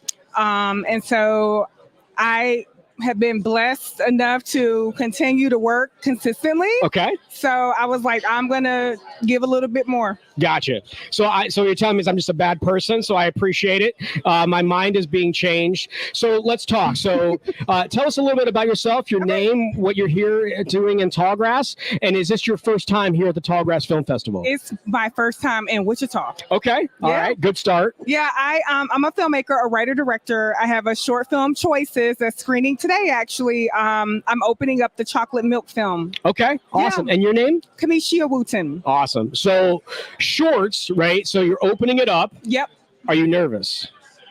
Not now, Okay. but I will be nervous as soon as they start rolling my film. Yes, yes. Because if I understand right, and you guys all know with the Tallgrass Film Festival, it's a block, Yeah. right? So it's going to go from Choices, which I believe is the title of your short, Yeah. and it's just going to continue. Well, for this one is unique because I'm screening with a feature. Okay, all right. So they'll screen my feature, and then there's a Q&A, Okay. and then they start the feature. They screen my short. Yes. And then there's a Q&A afterwards, Okay. and then the feature. So it's Do you know your moderator? Do you know? I don't. Okay, all right. That's a big thing, right? Right. So have you brought Choices to other film festivals this year? Or Yes. okay. Yeah. I feel like I'm in the middle of my festival run, so I've screened maybe at 7 film festivals so far. Has it been a similar way as far as screening it and then doing a Q&A, or are you typically in that block where they show a bunch of shorts? Yeah, it depends. Sometimes there's not a lot of time, so you just introduce yourself. They may ask you one question, go to the next filmmaker. Right. And then there have been ones where there is no Q&A. Okay. But this is nice that I get a spotlight. Yeah, absolutely. And you said like this is your first time in Wichita. How has your experience been here at the Tallgrass Film Festival? Absolutely amazing. Like the hospitality here is superb. It's crazy, right? We've been coming here, I think now like 8 or 9 years. All the volunteers are always amazing to us, giving us this space, meeting filmmakers like yourself. We always do our best to publicize how amazing this film festival is. But it really allows, I think, in my opinion, filmmakers to really connect with other filmmakers. How has that experience been for you, talking or being able to participate in some of those conversations? Oh, I love meeting other filmmakers. You learn so much. Like you can exchange like crew, like who was great to work with that could possibly help you on another project, or just I love supporting other filmmakers too and following their journey. Yeah. So every time I go to a film festival, I like follow like 20 more people on Instagram and they're following me. So my following grows. Right. And it's crazy. It's a networking event, right? Yeah. I think a lot of times when we go to festivals, it's you show up with your card or your short film, your feature, whatever it is, and you kind of just wait. Yeah. You're kind of in a green room, so to say, right? You're waiting and waiting until the experience happens. Here, everywhere you're looking, you're a part of something, and the networking element is there. So with that, tell us, because I am stoked, because especially that you're opening up for a feature. Tell us about your short film. Don't give it away. I won't give it away. But tell us a little bit about your film. Okay. So it is a coming-of-age comedy drama about 3 teens who meet under their high school bleachers to await pregnancy test results. Oh, okay. All right. I can see a little bit of some themes going through there. A lot of things. Reproductive freedom, sisterhood, and freedom of choice. Absolutely. And how, it's a short, so how long is that film running? 13 minutes, actually. So you're gonna cover all the themes that have taken us 50 years to try to get to in 13 minutes. Yep. I thought, you know what?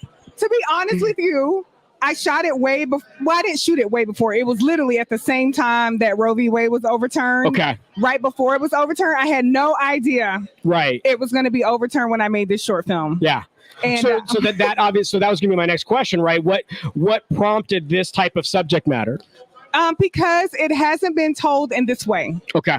So I wanted to approach it from a graceful way. It features Black teens. Okay. So when stories about Black teens are told, like especially challenging stories, they can come across as traumatic, right, and kind of negative. So I wanted to tell it from a perspective of joy, grace, and also sisterhood, because teen pregnancy is common. And I wanted to also, I didn't focus just on one perspective of it. I focused on all the perspectives. Yeah. Like I didn't choose a side. I just, it's more about acceptance than anything. So it's kind of like in my opinion, as you say that last phrase there, it almost would seem like more like a documentary where you're just as a audience watching all of this happen instead of seeing the story kind of progress. Or are you still wanting to push a certain narrative through? I do push a narrative. Okay. But it's not preachy. Gotcha. It's not preachy. And once you use the comedic element and the drama, does the comedy kind of help? I will say the comedy helps. It is soft comedy because it's hard for some people to watch it and, watch a situation where it's a life-changing situation and not feel some sort of way about it. Yeah. But I think I would describe the tone as Juno meets Breakfast Club. Okay.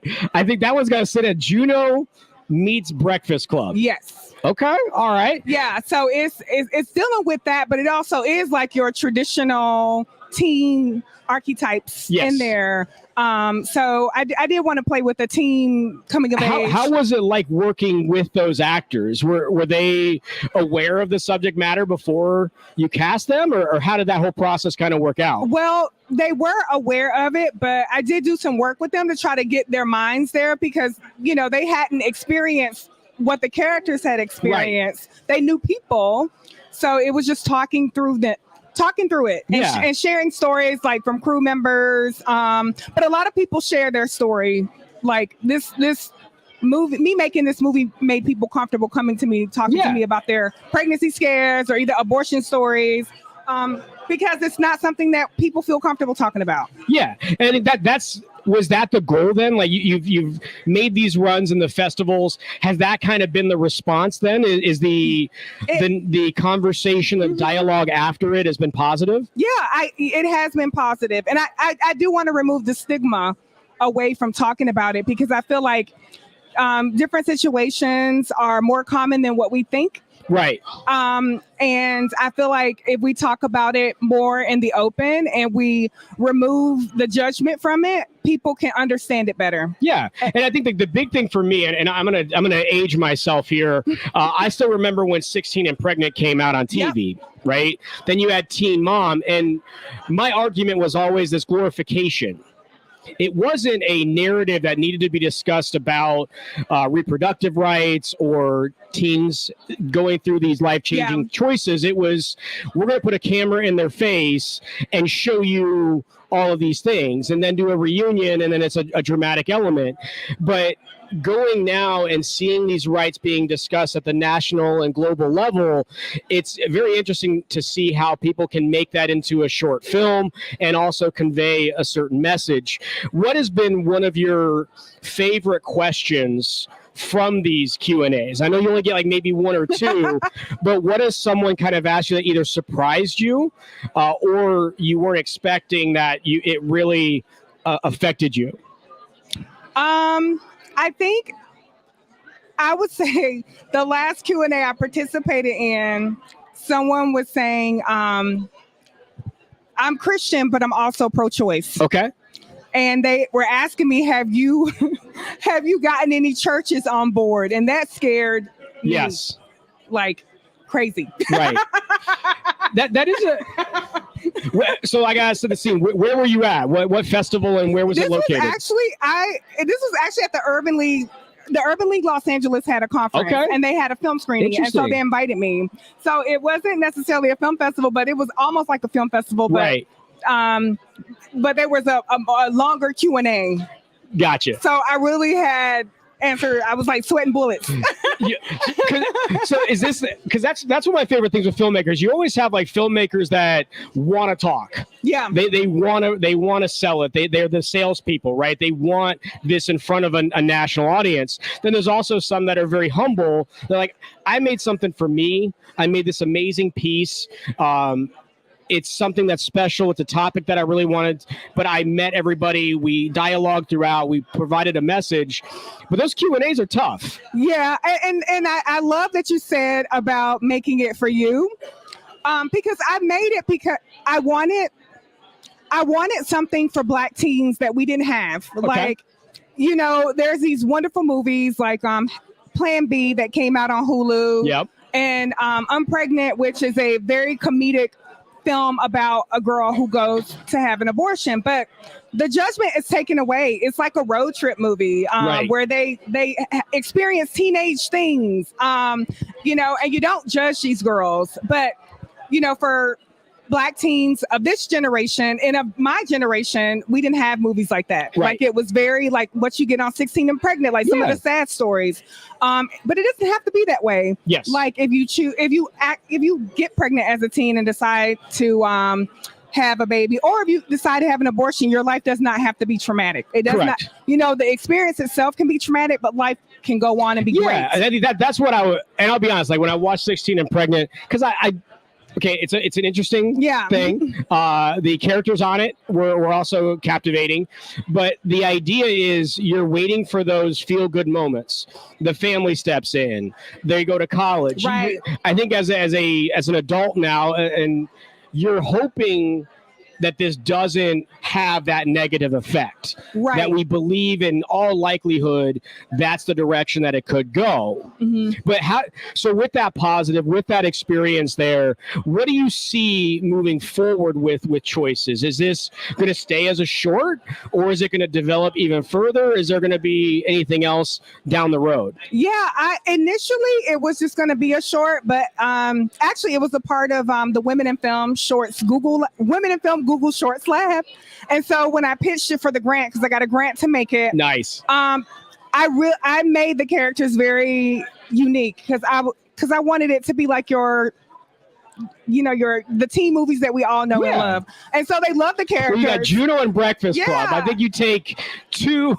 Yeah, you have the nerd, you have the prom queen in this movie, you have like the free-spirited, very eccentric teen. And so I have those characters. So you wanted to see everybody be able to be represented in that.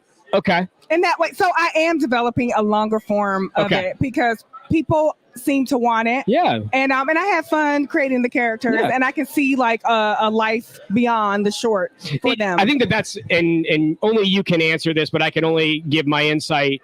13 minutes for this type of topic is hard. Yeah. Especially with what you're trying to accomplish now after the decision was made, bringing in other elements. Do you think it'll still be that comedic kind of drama, or are you thinking more of a different genre? I'm gonna go even more comedic. Okay. Like because I'll have the space to really, punch up the comedy. Right.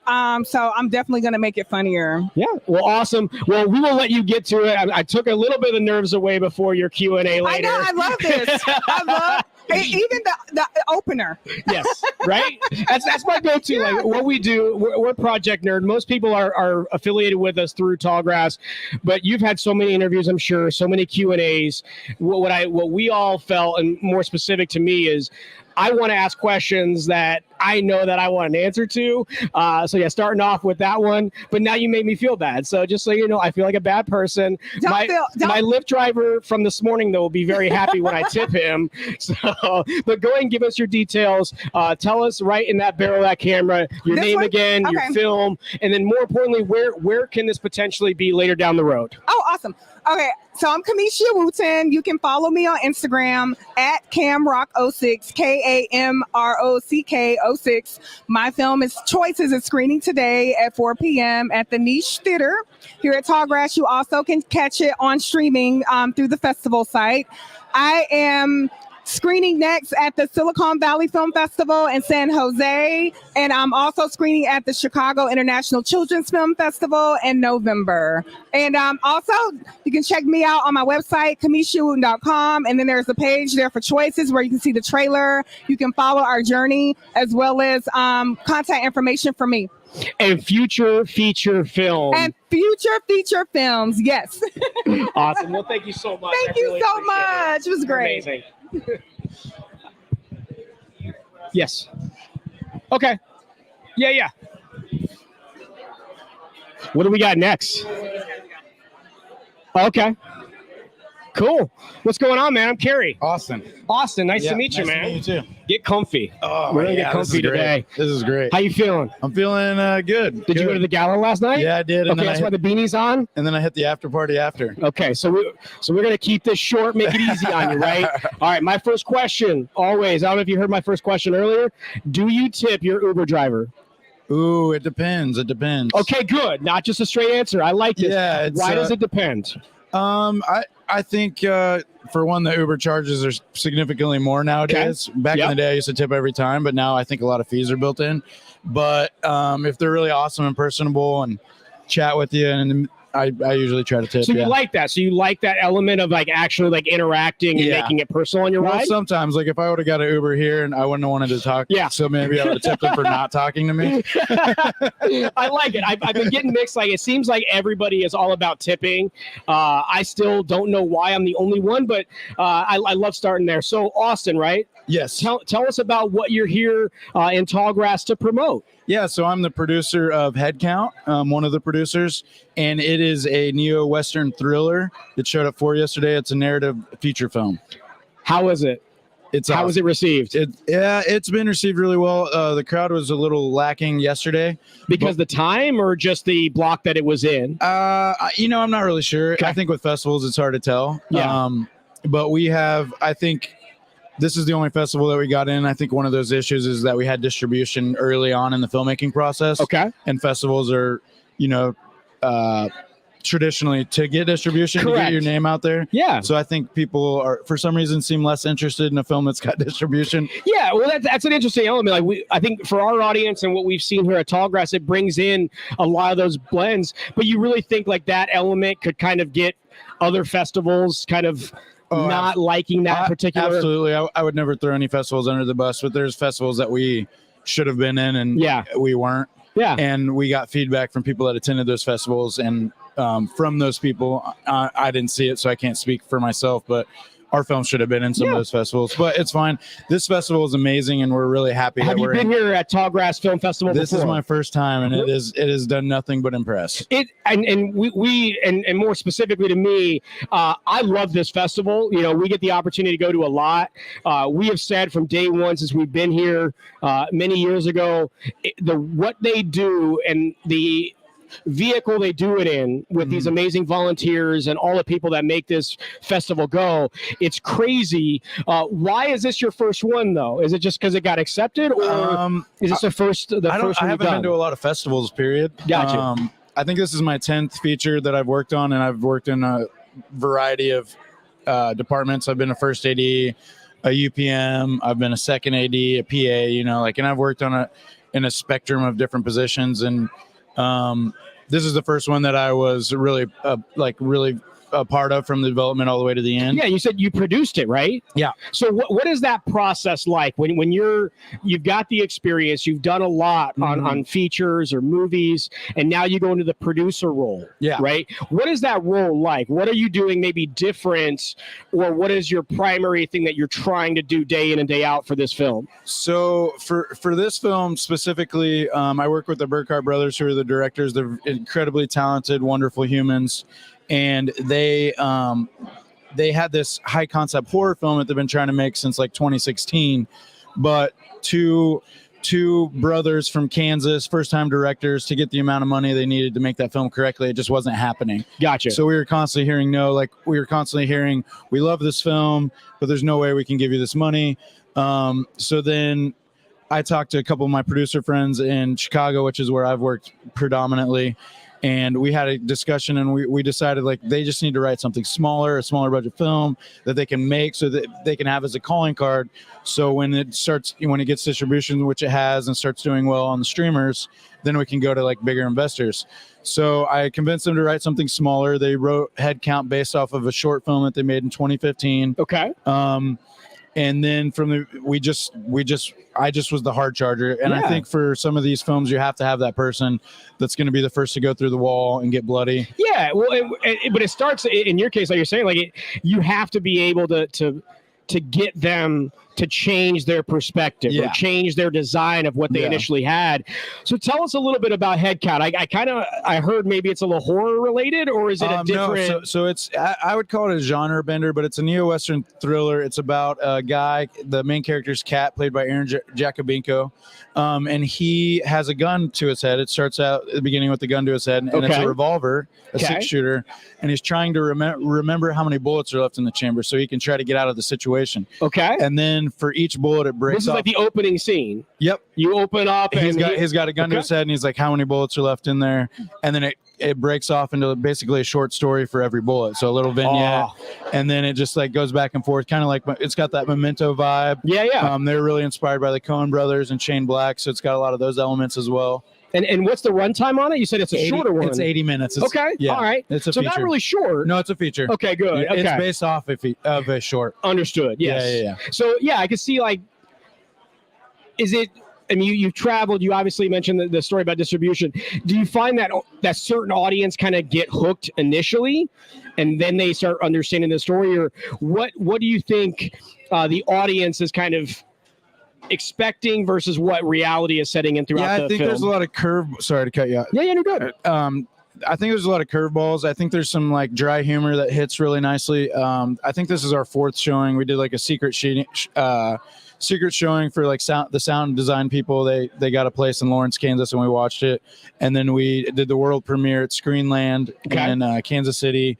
And that's mostly friends and family. And then we showed in LA with the actors because we had to get a SAG waiver. Yes. And it finally came through. So we played at the Royal in Lamoille in LA. And I think the humor, it's fun. You never really get bored. It's all, like it keeps you on the edge of your seat. The ending is we got a cheer, like the whole crowd cheered at the climax, which was incredible and exciting. But it's mixed, right? Like that's what's interesting. I love talking with people that bring, and you in my mind, I'm putting words in your mouth. You kind of have an idea maybe, or kind of a thought of, okay, I can kind of gauge the audience. We might see this, but the ups and downs of that, how does that feel when you're going to a festival, you're premiering it for an audience, kind of having an idea, and then it may not hit as much as you think? What's that process like? I think you just have to, you just have to be patient with it. Like it's not always going to hit the way you want. Yeah. And you just, you take it with a grain of salt essentially, and get past it. As a producer, is part of your role then to kind of, talk to the directors, kind of get some feedback, or like as more of cheerleader's not the right term, but in that producer role, is that more of like gauge information and then kind of move on, or are there conversations happening, after that festival? Well, I think when we make the next movie, I think those conversations will come into play, and we'll talk more in depth about the things that we noticed that the audiences didn't like as much as we were hoping they'd like, or the things that really hit because there's also some stuff that we didn't expect to be as well received, like, because when you spend this much time with the project, I feel like you just get a little jaded to it. Right. So you're like, oh, wow, they really love that. That's awesome. Like, and then you just circle, when we go make the next project, you circle back and you just have those conversations and try to apply or take away. So. It's like in my industry, we always call it like postmortems, right? Yeah, you go back and you kind of. But what I love it, and I think what other filmmakers and people that are trying to go into this realm is these are not focus groups. These are not meant to be focus groups, right? They're not meant to be then, okay, that didn't hit. Okay, that was supposed to laugh. It wasn't. I think that's the hard part you see a lot of people discuss is they screen it, they view it, and where they think because they're so close to the project, that didn't go over well. Yeah. That joke didn't land. Yeah. Okay, let's start to tweak it. And what I love in hearing stories from Tallgrass specifically is we're done. This is the middle of our run. It's towards the end of our run. Like we've screened it. We've seen so many audiences. We believe this is what it's going to be. And now we want other people to see it. So with that, what's next for Headcount after Tallgrass? So we are streaming on all major platforms. So you can go rent or buy it right now. Already? Yep. Okay. All right. Amazon, Apple, Vudu, Redbox.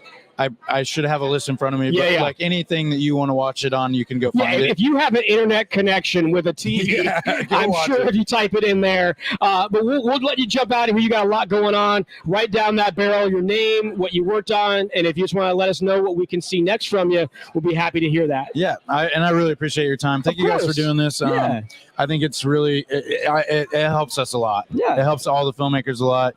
So before I get out here, I just want to express my gratitude to the whole team. I know you guys have been out here the whole weekend. You guys still got a little bit to go. We got a little bit to go. Thank you so much. Before the galas, I'm gonna have to get my beanie out because it's gonna be cold. Hopefully the award gala is not outside tonight. No, the award gala is inside. So yeah, you're good. Okay. Yeah, you'll still wear your beanie because it looks good. You got the Carhartt. It's okay. A little distressed. We got to wear dress clothes. I'm just hiding my receding hairline more than anything.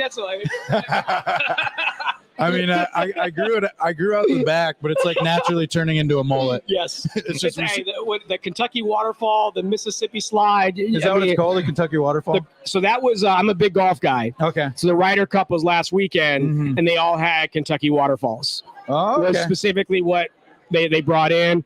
I'm always calling it the Mississippi mudslide.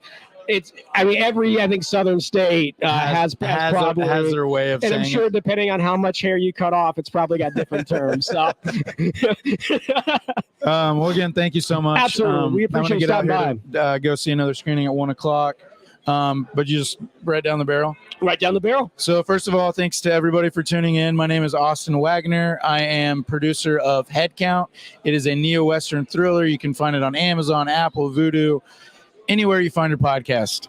Just kidding, not podcast. It's a movie. You should watch it. Thank I'm you sure, so much. like after people see it, they're gonna make a podcast about it, and then we'll do the after shows, and they'll have you on as the producer. Yeah, exactly. I'll just sit there and talk about the movie. Yeah, And I'll awesome. tell you to watch it. Thank you so much for your Absolutely a time. Yep. pleasure. Have a good Appreciate one. it, man. Good luck.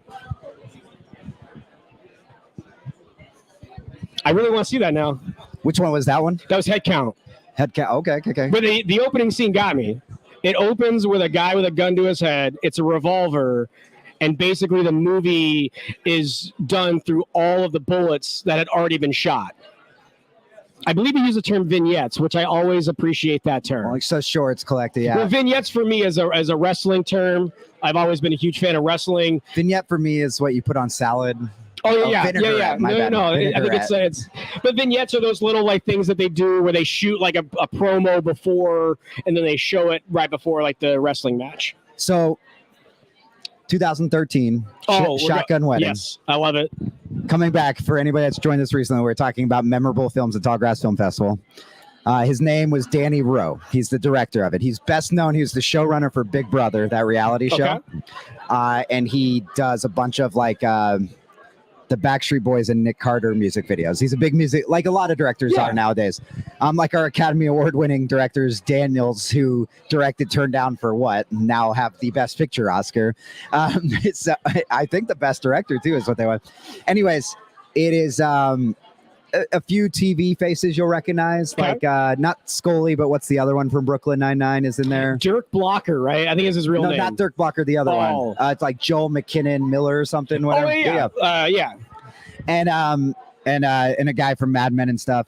And the concept is, it's like the other Shotgun Weddings. It has to do with violence at a wedding. But the concept is that I want to say it's been a decade. So it's either the groom or the groom's brother accidentally shoots the maid of honor with a shotgun, and the parents are so worried about they cover it up, and then it leads to like another shooting, and like this whole and it was hysterical. It was great. So that's one that I recommend. And Danny Rowe's a Wichita native too, so it was really cool as well. But I'm getting booted out, but I got my story out. Yeah. But we've got more filmmakers. I love it. That's like your little like commercial break is just a little bit about this movie. Shotgun Wedding, not the J-Lo Shotgun Wedding, not the famous 1950s It is one. Joel Duhamel, right? Or what is it? Duhamel, right? Or Josh Duhamel. Josh, there you go. Okay, I'm stepping out. Yes. Woo. We have a couch right here for you. Is that a PowerPoint animation? There's that PowerPoint. There's a PowerPoint transition there. Fly in, fly out, right disappear. Here. All right, we've got some filmmakers coming in. We've got some filmmakers coming in. Sit there. That Enjoy. are. We're gonna do that. We're good. How we doing on time? We're doing great. We're good. And we'll relieve you here soon too. But I'm gonna give you this. How we doing? Good. Yes. Good. We're Can you just guys hear me settling okay? It's in. very loud in this amazing Tallgrass Film Festival VIP lounge. Did you get tacos yet? We have Not yet. not. We Okay. just had eggs earlier. Yeah. You went out to the galas, had a long night? No. We came from Kansas City Okay. yesterday. How did it go? We drove for a long ways. So He drove. He drove. So for those there, and for you guys as well, my name is Kerry. I'm with Project Nerd. We're here at the 21st annual Tallgrass Film Festival. I definitely drank like I was 21 the other day, so I'm struggling with the tea here. But tell us a little bit about what you guys brought as far as films to the festival this week. Well, I'm the writer-director, and Jim is the producer of 3 Birthdays. Okay. And that's going to be showing at 7 o'clock tomorrow, Sunday, at the Orpheum. Is that a short or is that a feature? It's a feature. Okay. It's the gala feature. It's what? It's the gala feature. We're very excited about it. How did you score that? I always ask, like, getting the feature, how did you do that? How did I make a feature? No. To score the gala feature on Sunday night. I don't know. It was just offered to us, and we were very thankful. Yeah. So tell us a little bit about your film. What's the story? It's a story. It takes place in 1970, and it's about a family, a 17-year-old girl and her college professor parents. Okay. And it's about people who are kind of falling apart as the country is falling apart, or a family falling apart, and their kind of struggles with their idealism. You know, it's very much about the idealism of the 60s. Right. And when their idealism comes up against their desires, Yeah. which are in other directions. So why this story? It seems like it might be a little bit personal. Was it a personal story or? Well, it's not my story, but I did grow up during, and it focuses on the sexual revolution, and I grew up during that period, so it was all very familiar to me. Is it what would you say? What genre is that kind of? Is that going to be more? It's a comedic, drama. Or it is a drama. But it has funny bits. Okay, awesome. Well, what was the process like getting it made? Is this your first feature? No, it's my third feature. How did this differ from what you've done in the past? Well, my first feature was a dramedy, a drama and a comedy. And my second feature was a thriller, a psychological thriller. So this is really quite different from anything I've ever done. Yeah. Have you been to the Tallgrass Film Festival in the past? No, I have not. How has this experience been for you guys?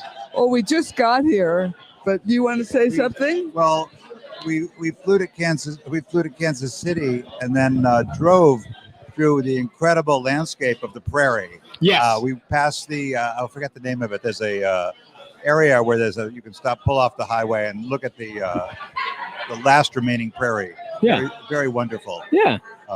And then So have you never been to Wichita in the past? Nope. Okay.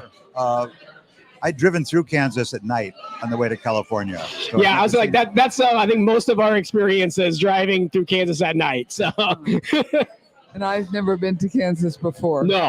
no, we live in New York. Okay, what part of are you guys in the city then? In the city, yeah. yes. It's always fun to meet like true New Yorkers. I grew up in Buffalo, New York, so it's So you're a true New Yorker? Well, I mean, you guys are true because you're from the city. We just pay all the taxes from Buffalo into the city, right? But it's the people, which is what I love about Tallgrass. You guys are going to experience it over the next day and a half. The people here in Wichita are different. They're amazing. The volunteers here are amazing. The staff, everybody here at this festival is unlike any other festival that you'll ever go to. You won't need anything. Food will be constantly thrown in your face. There'll be a few drinks out there later, but the reception that you guys are going to get for your feature tomorrow is, I think, what you'll really experience these fans for. What is the goal with the feature tomorrow? Do you guys come with a goal when you go to a festival? We just want people to see the film and, have a great time and laugh and cry and all of that. So because there's always like for some people, there's a narrative they're trying to get across in their film. We premiered the film last Saturday at the Woodstock Film Festival. So this is the second, showing of the film. And I am not a filmmaker. I'm Jane's husband. I'm also a photographer. But I realized that when she made her first film, the film isn't finished until the audience sees it. Right. And one of the surprising things is that you discover, as filmmakers, you discover new things about your film as the audience sees it and asks questions, and you begin to think about it even differently. So the exciting thing, especially for 2,000 people, is that Jane's going to get feedback and responses, and the film comes alive with the audience. Yeah, and that's a great thing that you say. I think that's as eloquent as anybody has said it this weekend. With that audience, when you get that feedback, when you feel it alive through them viewing it, do you then go back and change any of it? Is this it's like a focus group in a way? Have you take it, or is it completely done? You just want people to appreciate it? No, the film is done, and we want people to appreciate it. Yeah. So tell us, so you kind of talked a little bit about the story. What because this is something that maybe that have been done in the past, right? A similar maybe topic. What new element do you think that you brought throughout telling the story? Well, I'm not sure it has been done in the past. Okay.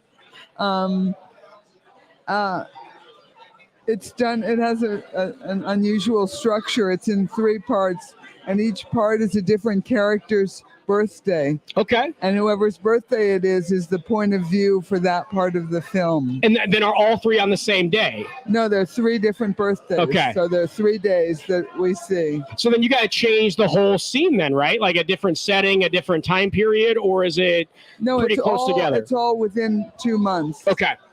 Interesting. And the birthdays obviously take place in the house of this family, and then the actions take place outside of the house. But in an interesting way, the film is really about a family in a home, and the home itself becomes part of the film in background, of course. But as a non-filmmaker, I'm always amazed that you go out and you find the set a few weeks before you make the film. Right. And so the wonderful production designer worked with Jane to create this 1970s house. It was a house that was built in the 60s, but to furnish it, to make it into another, almost a character in the film, was very exciting for me. I was a producer, to watch this transformation of the set become the place that this drama unfolds in. And you're a photographer as well, right? Is that what you said? Do you look at it through that lens? Like when you're seeing that set become that character, are you looking at it like almost like through a photographic lens and seeing that character develop? I'm a still photographer. What was amazing was to work stand next to Jane's cinematographer, someone named Wolfgang Held, and watch how he observed the house. Maybe you could talk a little bit about Jane, about Wolfgang's strengths or characteristics. Well, Wolfgang Held is an amazing cinematographer, and he comes out of documentary, but he's done a number of features as well. And one of the great things about coming out of documentary is that you have to work really fast. Right. And he has an incredible eye, and he can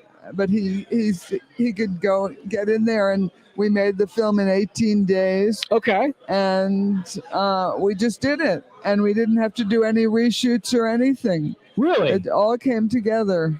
So, because I think that's an amazing narrative and story in and of itself. How did that happen? Is it just because like the people around you were amazing cinematographers, the actors, the character of the house? How did it come together in that short of time? It had to, so it did. Because that's how long you had? Or? Yeah. Okay. That's all we had. Okay. And one day, it started rain. We were shooting outdoors. It started raining, so we had to build a set and shoot the same scene in that new set on the same day. And where did the filming take place? Was it in New York? In New Jersey. Okay. It takes place in Ohio. The film. But we shot New Jersey for Ohio. Yeah. What about the actors? You said it was three characters, 3 birthdays. How did the actors take to the film? The actors were incredible. Josh Radnor plays one of the leads. From one How of my I favorite Met. Dudes. You like him? I love him. Like I'm a big How I Met Your Mother fan. So, it's I watch a lot of those clips. But Josh Radnor, amazing. Haven't seen a lot from him, but a little bit more of the independent scene since the run on I believe it was CBS with How I Met Your Mother. So he's one of the actors. He's one of the 3 leads. Okay. And Annie Parise is another one. Friends from College. Okay. Which one is she in Friends from College? She has dark hair. I don't watch the show. I didn't watch the show. I have to go back. I love that show. So she's one of those. She's been on done a lot of television. Right. And then the third actor, was it a big name actor as well? A 17-year-old girl. Okay. So she's not a big name actor, but she will be. Yeah. Her name is Nuala Cleary. Was this her first film that she's done? She did a little bit of television, but it's her first real big project. And you pair her with two big screen actors. Yeah, as her parents. Wow. Interestingly, Nuala was a big fan of How I Met Your Mother, and she went to a fan event when she was 13? 13. And she met Josh. And she had a picture taken of herself with Josh. So of course, when she got the part, she met Jane for the first time, and she brought this snapshot with Josh. And we actually, I think it's on the refrigerator. We put it on the refrigerator in the house. Yeah. In the house. But of course, Josh didn't remember her because he meets so many fans and has selfies taken. So it was very funny to have Nuala, work with Josh. But and at the first rehearsal, she brought the picture and presented it to him. What did that bring back any memories of that, or is it still like that's cool? I'm glad like that you have that story, but I don't remember. I love that, but that's so you have an amazing cast, amazing cinematographer. You guys have and Dolly Wells is in it too. Who's that? Dolly Wells. I'm not big on. I don't know names a lot. An English actress who's really amazing. And what part does she play? She plays the best friend of the mother. Okay. Because you said you had Josh and was it Annie? Annie Parise. They're the parents. Yes. And you got the daughter. Are those the 3 birthdays? Is the 3 of them? Those are the 3 birthdays, exactly. This is interesting. I'm kind of. I hope you're going to come tomorrow. Oh, I hope so. I unfortunately I got to go back to Colorado. My wife has been very sad without me, so I got to fly back. But with that though, that's a great question and a great segue there. So we obviously have the run at Tallgrass. What's next? I believe it says 3 birthdays, right? Is the title. Yeah. What's next after Tallgrass for the film? The LA Film Festival. It's a women's film festival in LA. And then the Fort Lauderdale Film Festival, and others. We haven't gotten. So you guys, it seems like are you just starting your run at festivals? Yeah, we just did Woodstock, and I won the best director at Woodstock. I mean, that's if I had that as one of my titles, I think I would be doing pretty good. I was really shocked. Why shocked? I don't know. I just didn't expect it. Didn't expect it because you give all the credit to everybody else, or just there were other films that you felt told a better story, or you're just a humble person? And I'm just a humble person. Yeah, I don't meet many humble people from the city. I'm not. Well, now you've met one. I've met the best director at Woodstock, so I'm doing pretty good for a weekend. But we'll let you guys get out of here. We got a taco bar going. You guys just started your journey here at Tallgrass. One thing I will tell you as a huge fan of this festival is take it in. There are so many elements, so many things that you will be a part of throughout this weekend. And obviously having the main event tomorrow, these people are going to be so receptive. Be prepared, be humble, because that's who you are, but be prepared. Based on what you're telling me, I think you guys are in for a lot of fun and a lot of surprises. I hope so. So last thing from us, all the housekeeping. Your guys' name, the movie, anything else you want to say, and more importantly, where our audience can eventually see this when it finally gets in their hands. You don't mean tomorrow, you mean? Correct. Yeah, unfortunately, most of our audience isn't going to make it to Tallgrass, but they obviously have fallen in love with the story. I've fallen in love with the story. Where are they going to be able to see this maybe going down? Do you have a website or any social media that we can link to? We have a website and social media under the name of the film, 3 Birthdays. My name is Jane Weinstock, and I'm the writer-director. And James Welling, producer. And is it 3 the number or 3 spelled out? 3 spelled out. Awesome. That makes his job a little bit easier and puts it up on the screen. Anything else you guys want to say before you go get some cool tacos? No, just come and see the movie. And we're in talks with different distributors. So it'll be streaming, and we hope in theaters before too long. What again, being humble, what you're going to see is a nice little trailer with all the little banners of all the festivals that it's won at, all the best directors that are going to come along with this. But we can't wait to see it. We're going to continue to follow the story all the way through. You guys are absolutely amazing, and we really appreciate you stopping by for a few minutes. Thank you. Awesome. Thank you. Appreciate it, guys. You're amazing. Thank you. You did awesome. Appreciate it.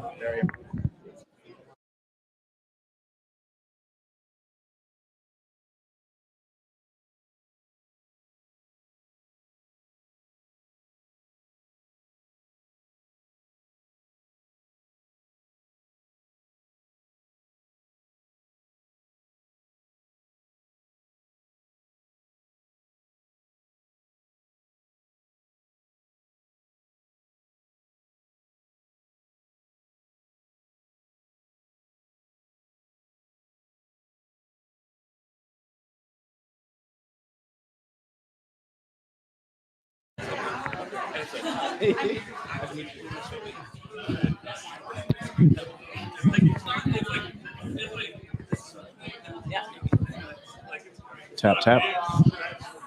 Hello, we're back at Tallgrass Film Festival in Wichita. We're with Project Nerd live streaming and chatting with different filmmakers today in the Filmmaker Lounge. So why don't you go ahead and introduce yourself?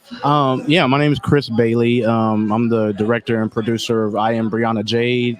It's a short documentary that just got done playing in the Kansas Shorts over there at the Orpheum early this morning. So Okay, yeah. awesome. Are you so you're from Kansas? I'm from Kansas. I live in Manhattan, Manhattan, Oh. Kansas. Yeah, and I came down here I'm familiar with Wichita. I don't come down here often, but couldn't miss this opportunity to come down to the film festival, of course. So Wonderful. yeah. Okay. Yeah. All right. How do you feel like the reception of your film went? Do you think people were excited about it? Yeah, I would say so. Like a lot of people were, coming up to me afterwards as we were walking out and stuff like that. But I told them, like, I'm not the star of the show. Brianna Jade is the star of the show.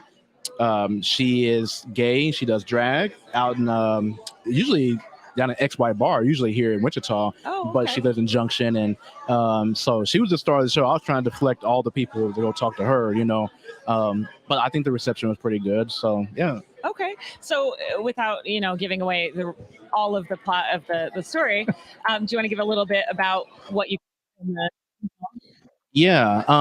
So yeah, it's just a short doc, and I had just a ton of questions and follow-up questions ready for Brianna Jade, just to ask about her life growing up, being gay, and just being in the LGBTQ community, and then maybe covering a few things that happened nationally over the years, and allowing her to tell her story about being in drag. So Okay. yeah. All right. That's Yeah. exciting. Yeah. Have you showed this film at any other film festivals, or is this the first one?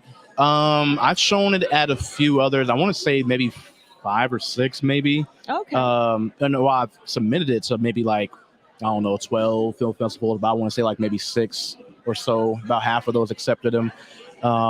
It did win the Kansas Association of Broadcasters Award for last year, or I think of 2023, for having been the best documentary. Congratulations. So That's thank really you. exciting. Yeah. So not everybody, everyone has different flavors and different tastes and stuff like that. But I'm glad that it's been receptive to the people it's meant to be receptive to, and even others that maybe didn't know about those kinds of stories too. So Yeah, well, and I think that's the great thing about these film festivals too, is that it enables a lot of people to put out a story that we might not have otherwise seen, and maybe Absolutely. educate, some people on something they wouldn't have really been thinking about. So. Absolutely. I'm doing that myself. Like every time I've been in person, so maybe 3 or 4 film festivals over the past year.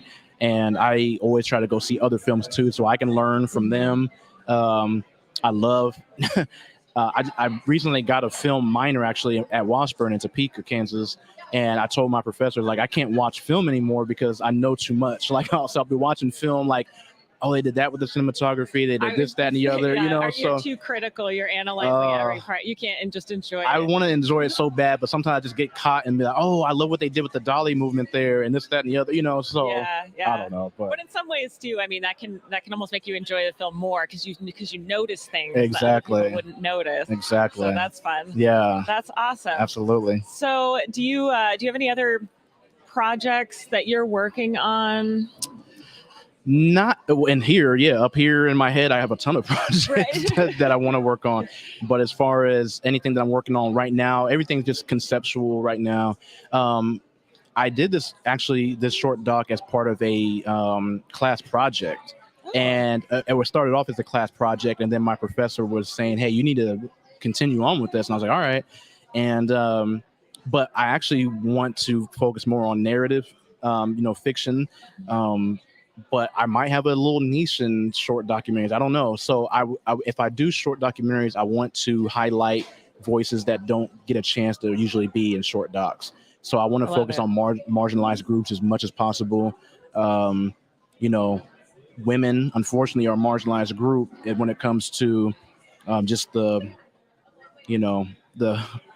patriarchal nature of society. Yeah. So I want to focus on that group. If I can find some interesting stories, those who are disabled in any kind of way, immigrants, the LGBTQ community, Black and brown folks. I want to find as many like marginalized stories as I can and see if there's something interesting. And that's the kind of stuff I would like to do for short documentaries.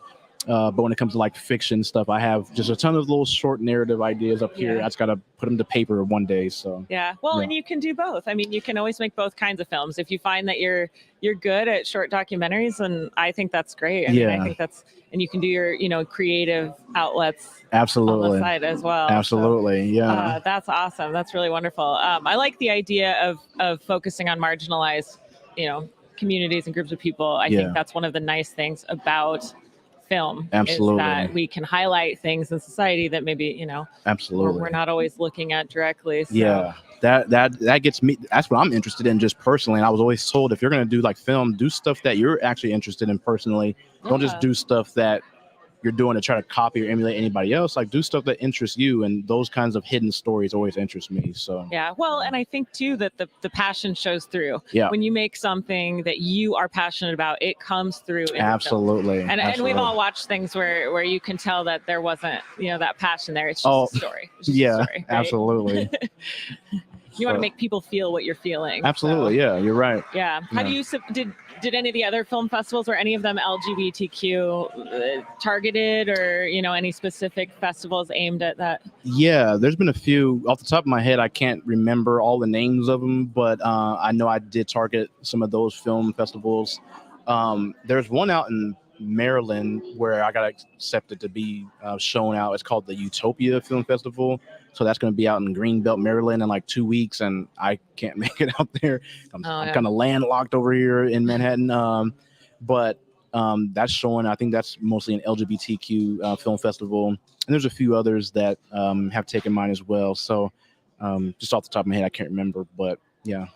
Nice. Yeah, I've noticed that there's a lot more of those film festivals nowadays, which is really great across the country. Absolutely. I mean, there's so many. Because I went on Film Freeway, like that's where my professor go on Film Freeway, and that's where you can submit all these film festivals, and just trying to like target some of those film festivals, but also try to get into ones that just accept whatever kind of genre. I want to make sure that those audience see those kinds of things too, if I get selected to be shown. So well, and that's the best way too, especially when you're not long out of college and you're just kind of trying to put yourself out there. You just got to submit to everything. And that's wonderful. So I mean, do you have you made a lot of other films while you were in school, or is this kind of like the big one that you this is my first real one, I would say. Like, we had little mini projects and stuff where we had to do like 5-minute shorts over interviewing staff or something like that, or whatever. We had a really cool project where we got someone else's documentary and all their footage, and what we had to do was turn it into our own documentary. Like, take all the footage that you got and turn it into your own, like, edit it in your own way, in your own order. So it's not mine, but the way I kind of flipped it, I guess you could say, was some kind of mini project of mine. But as far as like this is my first and only film project that I've done, and I'm glad people are receptive to it, and it just made me feel like, okay, maybe I can do more of this. And I definitely want to, because I did this film with it was just me. I had no crew. I had one camera with a kit lens that I was working with, and a couple lights, a little boom mic and stuff like that. That was a shotgun mic. That's it. That's all I had with me. And I'm like, the things that I could do with some more equipment would be fantastic. So hopefully I get a chance to do that. And Well, and we all start somewhere, right? Got to. And sometimes that's all you need to tell the story, too. Right. I mean, if you can, get creative, sometimes you don't need a lot, but now you can sort of work your way up from Absolutely, there, so. yeah. I might have to whip out my phone, or I guess these phones are powerful these days. I just set my phone up on a tripod. I'm sure I can get some footage. They're crazy. There's people making full movies with their phones. That's nuts. It looks just as good. I mean, in some cases. So. Yeah. That's really neat. I mean, is there anything you would have done differently if you could go back now that you're finished with the film and you're presenting it? Is there anything you would have done differently with filming or process or equipment or? Yeah, I was learning editing while I was doing it, basically. Mm-hmm. So there's every time I watch it, and I've seen it 1,000 times, because I told Brianna J, I said I've seen this film more than any film I've ever seen in my life, mostly because I was editing it, painstakingly. So I'm rewinding this, going back and checking that. And then of course, I had like a little mini premiere on Facebook when I was done with it. So I've seen it a million times, and every time I watch it, I'm like, oh, I wish I could have made the editing a little tighter here, or stuck in a different kind of B-roll shot there.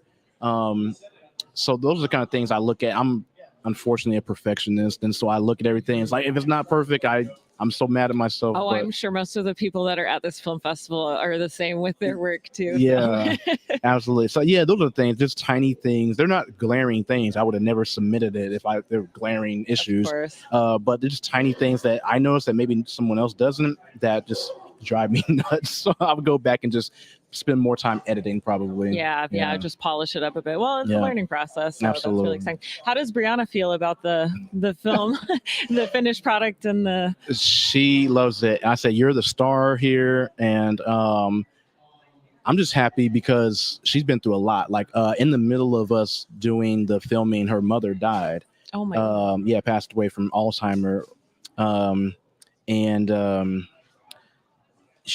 we had to stop in the middle. I said, look, don't worry about filming anything. You worry about the grieving process. I know that's a big supporter in your life. And so then we picked it up after the new year. So I started in November actually of 2022, and then I finished in March of 2023.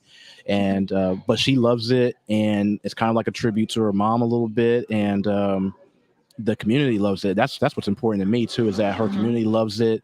And I told her, I remember we first met, I don't know, a couple weeks before filming, and she was a little nervous. She was like, how are you going to portray us? I'm like, I'm here. I'm an ally. So I'm here to portray you and your story as true and as positive as I can, and she loves it. She says she watches it just randomly all the time and shows friends and stuff like that. And so I'm just so happy that she likes it. Her community likes it. Yeah. That's what's important. Well, that's to great. me. I mean, that's also the result that you want too when you're portraying, a particular person. Absolutely. Yeah. How did you find her? How did you come about with this relationship? Just a Facebook post. Like I put I knew exactly what I wanted to do. I wanted to do a short doc over someone who was gay and did drag. I knew that immediately. And but I wasn't close to anybody in the community that I could just, call up or text, hey, be a part of my idea. So I just made a Facebook post, and one of my friends made the connection. And then I saw some pictures of Brianna at some drag pageants, and I was like, she looks amazing. So I reached out, I said, you would be perfect. I want to know more about your story and your process and everything like that. And that's how we met, and we're friends now. So yeah, I was going to ask if you talk now. Oh, absolutely, because she was here, like she was in the thing, and I would just we're friends, and that's a lifelong friendship. Now I wouldn't even be here without her involvement, So that's a lifelong it's an friendship. Intimate connection. You learn so much about a person when you're making a True. documentary. And I had to sit. There are some scenes in there where she's getting ready for a drag show with her partner. And I sat in their bathroom watching them put on makeup for this drag show for about 3 hours. Oh, wow. Yeah. And she was like, do you want me to do anything? Like, do you want to have me look a certain? I said, nope, I'm just going to sit back here with the camera. And if I see something that you're doing, I'll get up and I'll take the shot. But I didn't want any funny stuff. Like, I didn't want any contrived movements and words. Mm-hmm. I just put on How your makeup. You would normally do your makeup, just be exactly. yourself. Yeah. So I sat, my seat was the toilet, and they had a big old mirror with the little bowls around it and stuff. And I just sat there and had my camera ready to go. And if I saw something, I stood up and maybe changed the angles or whatever. And the lighting was perfect in her bathroom. I was like, this is amazing. I had no lighting of my own. It was the bathroom lighting was really good. Nice. So you do get that intimate relationship when you're sitting in somebody's bathroom watching them put on makeup for 3 hours. Right. Well, you're trying to be a fly on the wall, and what's normally like a personal moment. Yeah, for absolutely. somebody, so, yeah, that's got to be difficult sometimes to be invisible. Yeah. And and not distract from the story that's Yeah. going on. That's I'm always impressed by documentary filmmakers that can. Me too. Like before being in this world, I'm like, how are people getting these shots? How are they getting some of the things that they're doing? And learning about this process has just been amazing. And yeah, it's one of those things that I never thought I'd be doing, and here I am, and I just want to do more. Whether it's documentaries, whether it's narrative, or it's both, and seeing where it takes me. So Yeah, wonderful. So, what's the next film festival that you'll be going to for this? Do you have any more on the list coming up? Or as far as actually attending, right now, this is the coup de grace for me here at Tallgrass. So if I get invited to any more, I will absolutely try to make them if they're close enough for me. But this has just been a great experience here. I'm loving it. I hope to see some more films that will inspire me to do some cool stuff too and learn. But yeah, it's been an amazing experience down here, and yeah. Great. Yeah, Tallgrass is really fun. I mean, it's really wonderful what they do with the filmmakers here. Oh, I enjoy it a lot. The events, and yeah, we have a good time here. So yeah, I'm gonna try to work on something again in the future so I can get back down here for that and submit again. So yeah, well, we'll be here, and you can come over and you can talk to us about your film, and I'll look forward to it. For sure. Yeah. Well, do you have any social media, anything? I know you don't have a lot of projects that are like coming right up, but do you have anything people could maybe follow you? And yeah, so I have a YouTube channel. It's called Lupus Solitarius, which means lone wolf, hence my shirt. Okay. It's spelled Lupus Solitarius. I know that's long, but Lupus Solitarius, it's Latin. And I love Latin, by the way. I can't speak it fluently, but I love Latin. But you can follow me there on my social media channel. And just keep up to date with anything that I put on there. And hopefully I'll have some extra film projects coming up shortly. So okay, yeah. Awesome. Wonderful. Well, make sure you follow him, and we'll catch up with you at the next Tallgrass when you're here with your newest film. Thank you so much. Yeah, thank you. All right.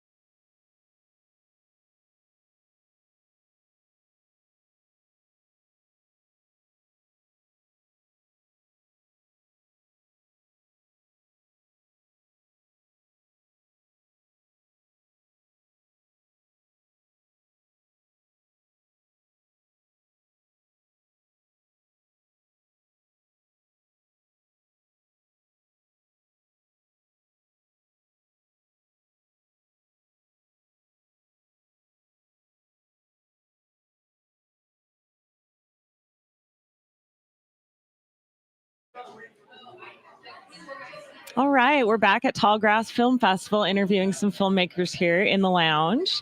Would you like to go ahead and introduce yourself and tell us what film you worked on? Yes, I'm Nikki Michaud, and my film is Summer of Violence. Summer of Violence, awesome. Which category?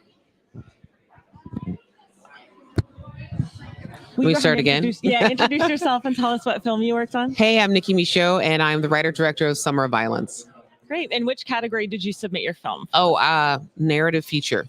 Narrative feature. Okay. Yeah. Wonderful. So how long is the film? It's 111 minutes long. Okay. How long did it take you to work on this film from start to finish? Oh, well, I wrote the script probably back in, I think 2018, 2017. And then once I finally got the funding, it went pretty quickly.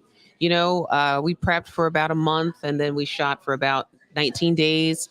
And then I was in post-production from like January to May. Okay. Yeah. Right. So not too bad. Well, without giving any spoilers on the plot, can you give us a little bit of a synopsis of what? Yes, it takes place during a time of really a lot of violence going on in Denver during the summer of 1993.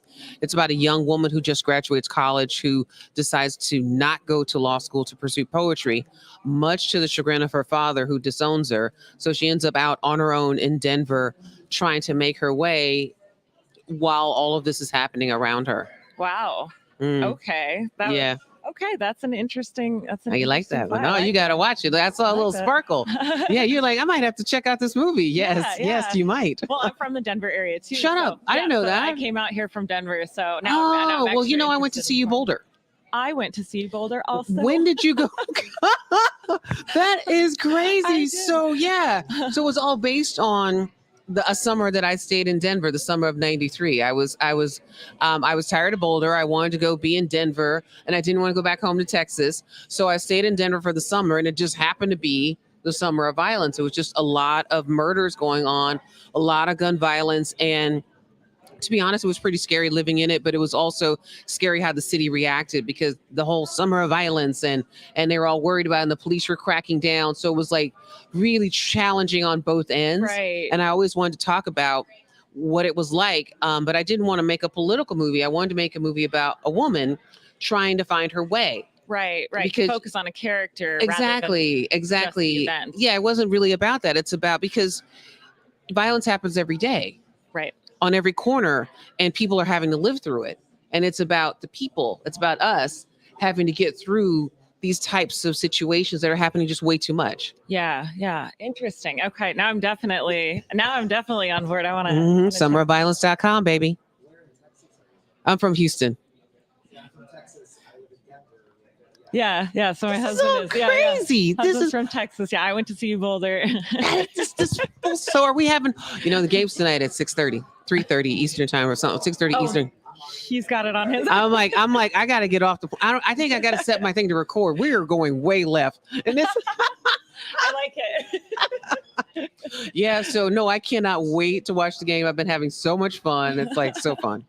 Oh, that's exciting. I had no idea you went to see Boulder. That's so fun. I did. Yeah. Awesome. How interesting. So let's backtrack and think about the summer of '93. As far as was there any particular reason do you know of why that summer was so violent? Well, it actually wasn't that violent. Actually, it wasn't the highest number of murders. Was it just the rhetoric? It was the media whipped it up into a frenzy. It didn't mean that murders didn't happen, but murders were always happening. Right. It was the way the media attached it, and it was kind of like, this is probably too old of a reference for you, but when Reagan was running for president, there was this thing where they kind of racialized this Willie Brown. Like a lot of times they'll use race in political campaigns to kind of ramp up the law and order. Thing. And so this was a time period where they were ramping up that law and order kind of frenzy. And so they coined it the summer of violence, and people were and it was scary. They made us scared. And then it led right to the crime bill, which was like 100,000 cops on the street. And then like the numbers of people being arrested skyrocketed. So I think 46 teens were sent to life in prison. Oh my. During that summer.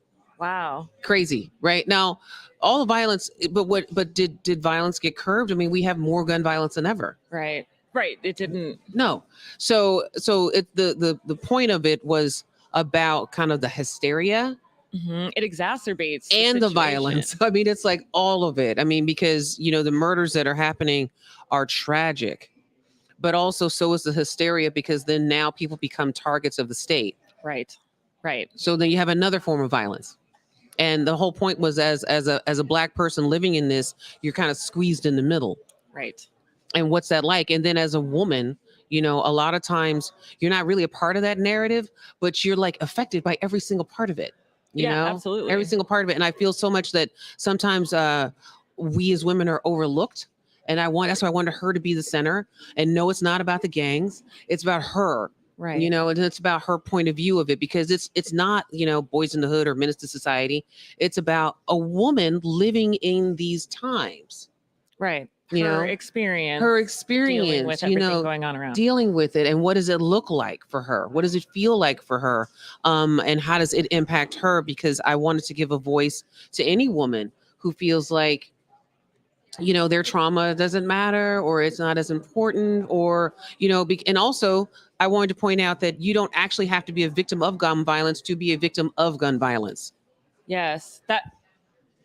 I like that. That's a good way to put that. Yeah. And because we're all impacted. Yes. The whole community. The whole community is impacted in some kind of way. And that's how I feel, because like my kids are in school, they're in high school. So I'm one of those parents. When the school calls you, or when you see, one day I was at work, I was editing the film, and all of a sudden I get a text that there's police surrounding my daughter's high school because they're looking for a shooter. And it was just like my heart dropped, because you just don't ever want that call. And it turned out to not be a shooter. They didn't know what it was. It was a hoax or whatever it was. But, they shut the school down. Yeah. LAPD when it went in there was like, formation, riot. It was crazy. And I get there and there are all the other parents who are reacting just like me. Yeah. There's a line of us all around the school, both sides of the school. And this is how we live in this kind of frenzy, because gun violence is so out of control. And so it's about how we're impacted by this and how it affects the soul, how it affects the psyche. That's what I was trying to talk about. Yeah, right. Because maybe that particular day there wasn't a gun in the school, right, or nobody got shot. But how did everyone leave feeling that day? How do you feel? How did that change the conversation at home that night? How did you act? How did it impact those kids who were hiding in the closet? Yeah. Because I've never had to do that. Right. I can't even imagine, like, oh yeah, on Tuesday we were hiding in the closet. I'm like, right. Okay. We didn't do that when we were. And I just wanted to talk about, listen, people, this is impacting us. This is impacting individuals and changing, how people feel and their mental health. That's what I wanted to talk about. That was my goal in the film. And that's why I feel like it's an important story to tell. Yeah. Because I want more people to talk about, like, there are many, many reasons why we need to address gun violence. Yes. There's a human cost. Yeah, I agree. So the character's fictional. Yes, totally. But yeah, it's all based on. Well, it's set in a real time period, so to speak. So like all of these things are happening, but the incidents are all, dramatized. She's dramatized. Her journey is dramatized, and it's just about a girl trying to be a poet. All right, wonderful. Yeah, I really dig it. Have you showed this at other festivals? I have. We started at the American Black Film Festival, was just a wonderful screening there, and now we're here, which is so exciting to be at Tallgrass. We have Heartland coming up, and then DTLA, and we've been nominated for the Narrative Feature Jury Award at the Austin Film Festival. Oh, wonderful! Congratulations! So exciting about it. Yeah. So we're just kind of getting our legs with our festival tours. So. Okay. Woo! Great. Do you have anyone else here at Tallgrass that helped with the film? Or are you just here? I'm here by myself because we were also in Heartland at the same time. We also screened in Heartland last night. So other parts of our team were in Heartland. I was here. I wanted to come here because you guys let me in first. So I was like, I'm gonna go to Tallgrass and then I'm gonna go to Heartland. So yeah, so we're splitting up the duties. It's fun. Okay. All right. That's a good position to be in. I know, right? It's an amazing thing. That's good. That's good. Okay. Is there anything you feel like you would have done differently with this film? Looking back, any perspective you would have done differently, or? If I could have given myself more time to prep, I would have done that. Because we did kind of have a mad dash because we were trying to beat the snow in Colorado. Oh. So, if I had more time, it would have been great, but I would have been a year behind, because I would have had to wait for the snow to come and go. And then I would have been shooting like, what month is it? This is October. So I would have been shooting like April. Yeah. April. And I I still would have been just getting out of post. And you So- did 19 days for shooting? Yeah, 19 days. 3 cities, 19 days. Wow. Yeah. Yeah. That's a short Yeah. amount of time. It was quite the mountain. All right. What 3 cities did you We film? did LA, Boulder, and Denver. Okay. They were so excited in college. And Boulder, they were so sweet. Denver, they were so sweet. We're also in the Denver Film Festival. So I cannot wait to go to Denver and share it with everyone there because everyone remembers the Summer of Violence. And, we shot at Wax Trax Records, one of the scenes, which is, I know, right? So awesome. So the Denver community was phenomenal in helping us get this movie made because, we were doing way too much with way too little. So we needed every favor, grace of God we could get. And Denver community really showed up and was so supportive of us making this film. Oh, that's good. And it's part of the reason why the film looks so beautiful is the access that we had. So it was great. Yeah. Awesome. All right. Well, I'm excited now for, Denver Film Festival. That's pretty cool. Oh, yeah. It's going to be great. Denver Film Festival. Yeah. Y'all maybe, I don't know, come out. I mean, we're in the area. November 11th, November 12th, Denver Film Festival. That's so neat. Awesome. Do you have any other projects or anything in the works? Or you're How just could I focusing on possibly this have other projects? I mean, like I got this movie and 2 kids and 2 dogs. That's I am You're good. busy. You're busy. I'm doing miracles every day. No, I have some projects, but I am working. I'm trying to get a couple other things off the ground in terms of the scripts that I'm writing, but nothing like, mostly it's just about, let's get this project out to the marketplace. We really want to get it into the theaters and on streaming platforms. So we're really focused on this part of the journey. Cool. Very cool. So how many years have you been working on films? Well, this is my first film. This is your very first film. Feature debut. Feature length. Very first film. Heavy topic. Yeah. All right. I have a lot of respect for that. Oh, thank you. Yeah. Thank so you did not study film in school? Oh, Did you... well, I didn't study film in school, but the 30 years that I've been acting, I've been studying film. Right. You're in it. And I've taken classes. I've taken classes at all kinds of places. UCLA, I took some film extension classes. I took a directing workshop with the Sundance Collab. I was actually in the ABC Disney directing program where I got to shadow amazing TV veterans and learn so much. So I haven't had a formal education, but I feel like I've been definitely educated. Sounds like you've had a very extensive education. Yeah, that kind of experiential, real world there kind of education. And it definitely served me well when I was on set because I felt very comfortable on set, managing the fires, and this part is all new to me. The distribution, the film festival, I'm learning tons about that, but I don't think there's really any way to learn but to do it. Yeah. So if you've been acting for so long, what made you take the leap into creating your own film? Well, honestly, I have been wanting to do this since college. My first short film, I don't think I directed it. I think I acted in it with a friend of mine in college, but I was in the editing room with her. We were editing like on Super 16 film, on like the film, like cutting film. Yeah. That was my, so I always wanted to tell stories.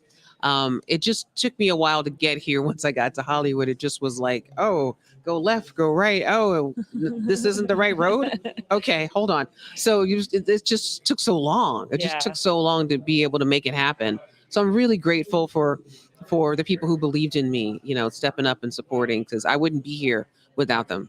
Yeah. It is. It's important. You have to have a community around you to help. Yes. So yeah. Great. Well, is there any social media or anything people can follow you on? Yes, of course. if you want to tell the viewers. So I want y'all to go to. I'm always on my Instagram, Summer of Violence Film.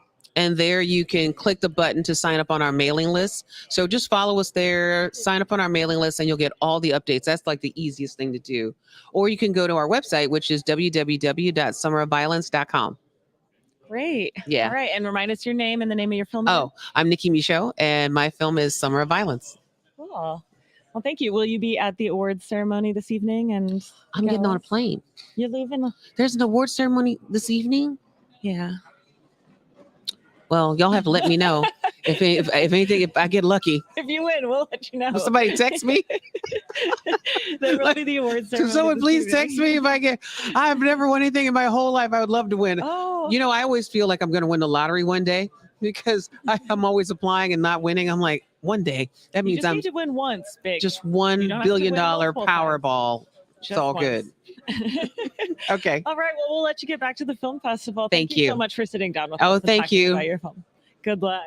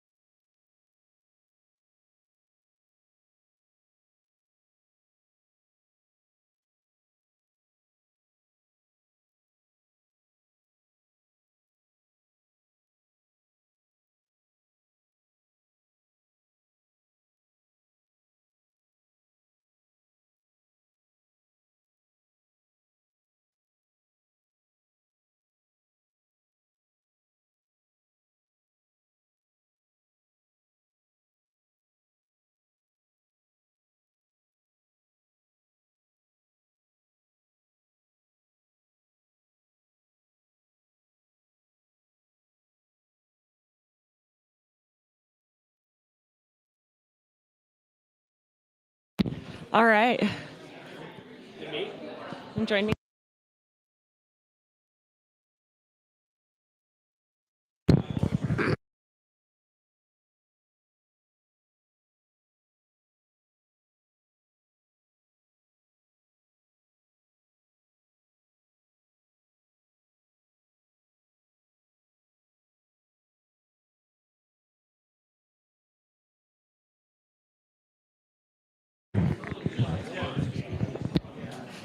All right, we're back at Tallgrass Film Festival with my friend Carrie. Yes. How was that interview? It sounded awesome. That was really fun. What was she saying about Colorado? I heard the Colorado and then like a good amount of loudness. There was some excitement around it. Yes. Her film takes place in Denver. Okay. So it's about violence in the summer of 1993 in Denver. And I said, oh, well, we came out here from Denver, half of our team.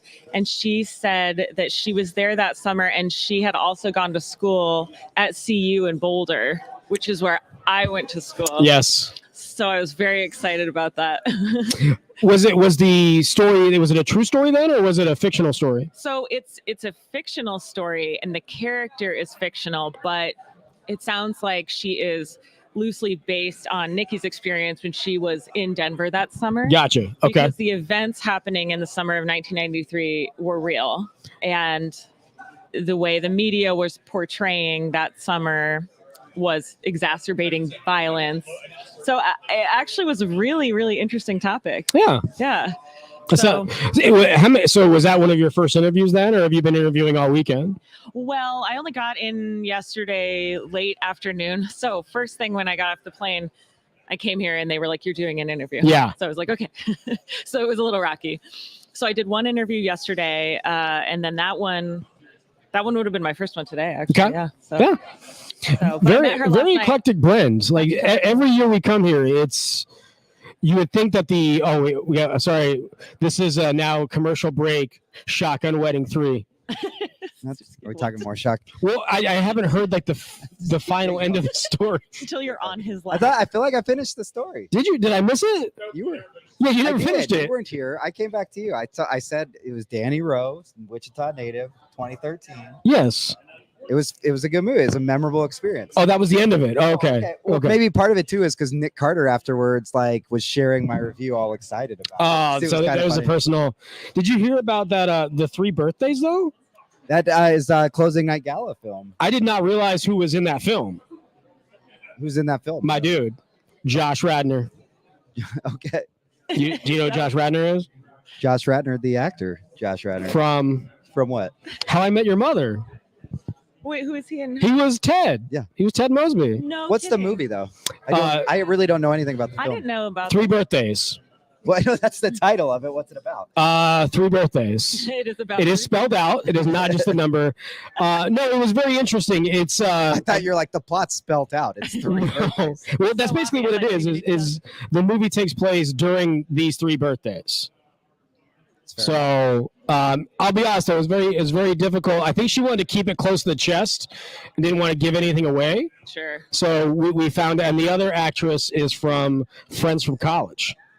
Oh, I don't think I ever watched that. Oh, great that one. show. Oh, it's so depressing. It is. Have you watched it all the way through? Oh, wait We a talked second. about Yes, this. no, I do remember. Yes. that Friends show from now. College. It's With Keegan and Yeah. all Yes. the- yeah, okay, I do Yes. remember that show. That But the- lasted like two seasons. It did. It lasted two Yeah, it seasons. was kind of really depressing I at the end there. guess I thought it would just be a little funnier, maybe because of who was in it, or like a little more lighthearted. And then Yeah. the topics were actually kind of Yeah, it's very interesting. But I guess one of the actresses from that is also Josh Radnor's wife in Three Birthdays. But she won Best Director at Woodstock.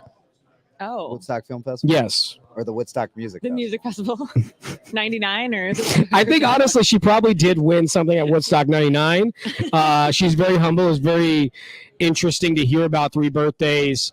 I'm definitely stoked for that. That is tomorrow night's gala festival, the feature. Yeah.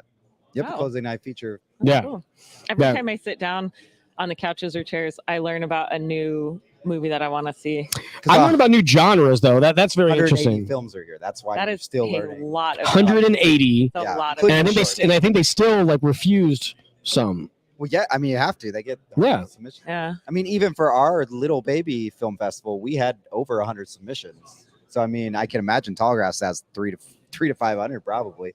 When I was actually used to help screen here, and I mean, there was like 12 of us watching movies to help screen because it was so many movies. Yeah, that's difficult, and a lot of them are really good. I'm sure a lot of the films they had to turn away were Are amazing still films. solid. Yeah. Yeah, that's a difficult. And you guys are doing Tokyo Cowboy tonight?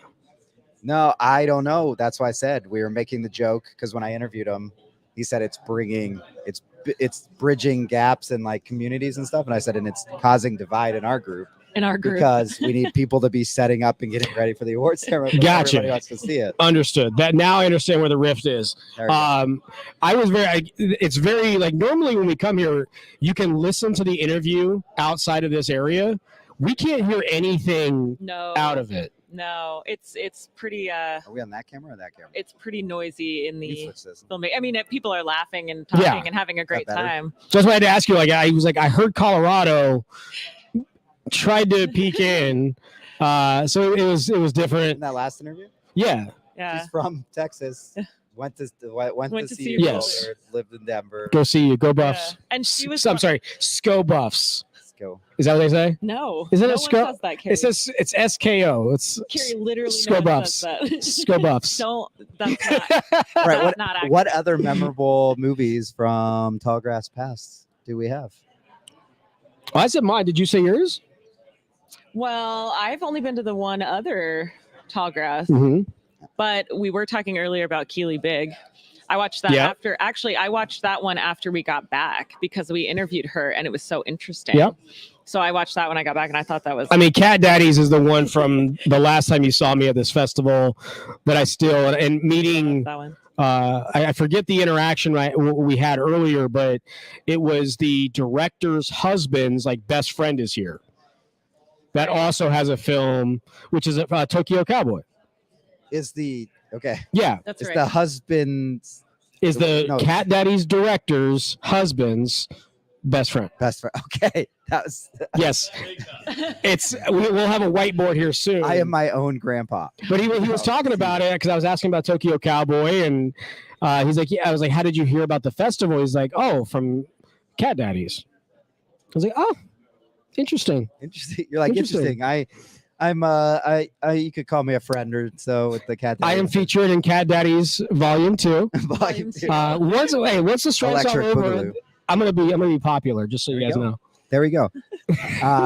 We also have, I think, one of my favorite "I'm Not Famous" episodes is where we were at Tallgrass and Carrie was pitching his movie where it was funny. It started a joke about making a film about a woman who's being marginalized, and he's telling it from a unique perspective of a white male, straight male, because never been done because before. the world has never heard Never it heard from of it. that perspective before. I was like, all right, it's pretty good. Yeah, I forgot about that moment. Thanks for bringing that back. It was funny. Full circle. No, I think like we talked about movies. I wish we could see more. You know, they're going on, and there's so many blocks, so many things packed into these short sections. Well, you know what, Carrie? You can see more. How? The Tallgrass Film Festival virtual festival that's available to the people that are watching us as well, but available to you with your pass. When? You just log on to tff23.eventive.org or go to tallgrassfilm.org and guide your way to the schedule, and you can check out the virtual one. Some movies are available starting tomorrow, some movies are available starting Monday, some movies are available right now, including the short films that you aforementioned. That would have been a great segue if I was actually doing it on purpose. But yes, I am very it's a great way, happy. Great way for our audience to also check out some of these films we're talking about. And most of them are available. Some are region locked to Kansas. For those of you, so a little hint for those of you in Kansas right now, under my pass, I've already started unlocking some of them. So in case when I get to Colorado, if they don't let me, that's just smart. Some of them are available to just United States, and then some of them are even available worldwide. Most of the shorts are available worldwide. So if we have even any international viewers, they can still check out the shorts. And it's a single, you can, for a single $50 fee, can get access to all the films that are available on the virtual program, or you can pay what you can per film. Well, that's cool. To stream it, and you get 48 hours after you start streaming it. And guess what, too? As Tyler mentioned earlier today, to let our audience know, if you watch it on the virtual film festival, you can also participate in the audience award. Okay, that's what I was going to ask. If is voting an option? That's really cool. Yeah, you're part of the audience. It's pretty cool. Yeah. So that was important to say, because that also segues to the next thing of the awards, though, tonight, for the first time ever, will be broadcasted across not only Project Nerds channels, but right there at Tallgrass Film Festival's YouTube channel and Facebook channel. We'll be bringing you the award ceremony live. So that way, the filmmakers who couldn't make it, or the fans who aren't able to make the award ceremony, can see who wins in real time. They don't even have to wait for the press release the next morning. That's like amazing. It's amazing. You used to have to wait until the newspaper printed the next day. Do you get to leave with the award? Or is it like the Oscars where you give it back? I get to leave with the No, award. but do you actually get an award, or is it just like the little banner that goes on your film? I've been wanting to ask this at every film honestly festival. don't know, because last year, the last time we were presenting it, they had that one come because we showed the video of them making the awards. Yes. So they made them ahead of time. Awards, yeah. But do they get to keep them, or do they mail them to them? Well, I don't know, because if they want them it all comes down to, in the same reason for the Oscars, is they have to be engraved. Correct. Like you have to put that in there. So sometimes, mail so with the them back Academy Awards, they don't tell you, like nobody, not even the Academy knows until those envelopes are open. Correct. It's a big deal. Yeah, Nobody's there's a banging. bonus episode Nobody's about it. banging trash cans to warn people what is about. Speaking to of win. which, are the Astros playing right now? The Rangers are on right now, though. Okay. But point being is, I don't know if they engrave it or not, and that would, I guess, determine whether they mail it to you later or not. I believe it was like the Wichita State flag or the Wichita flag, if I remember right from the video that you put together. I wish that you might have put together. I still have that video. Wichita's not a state. Well, they have a flag. I think we There's a got Wichita filmmaker. like state flag. What's I up? think we got filmmaker. Oh, is it Aaron?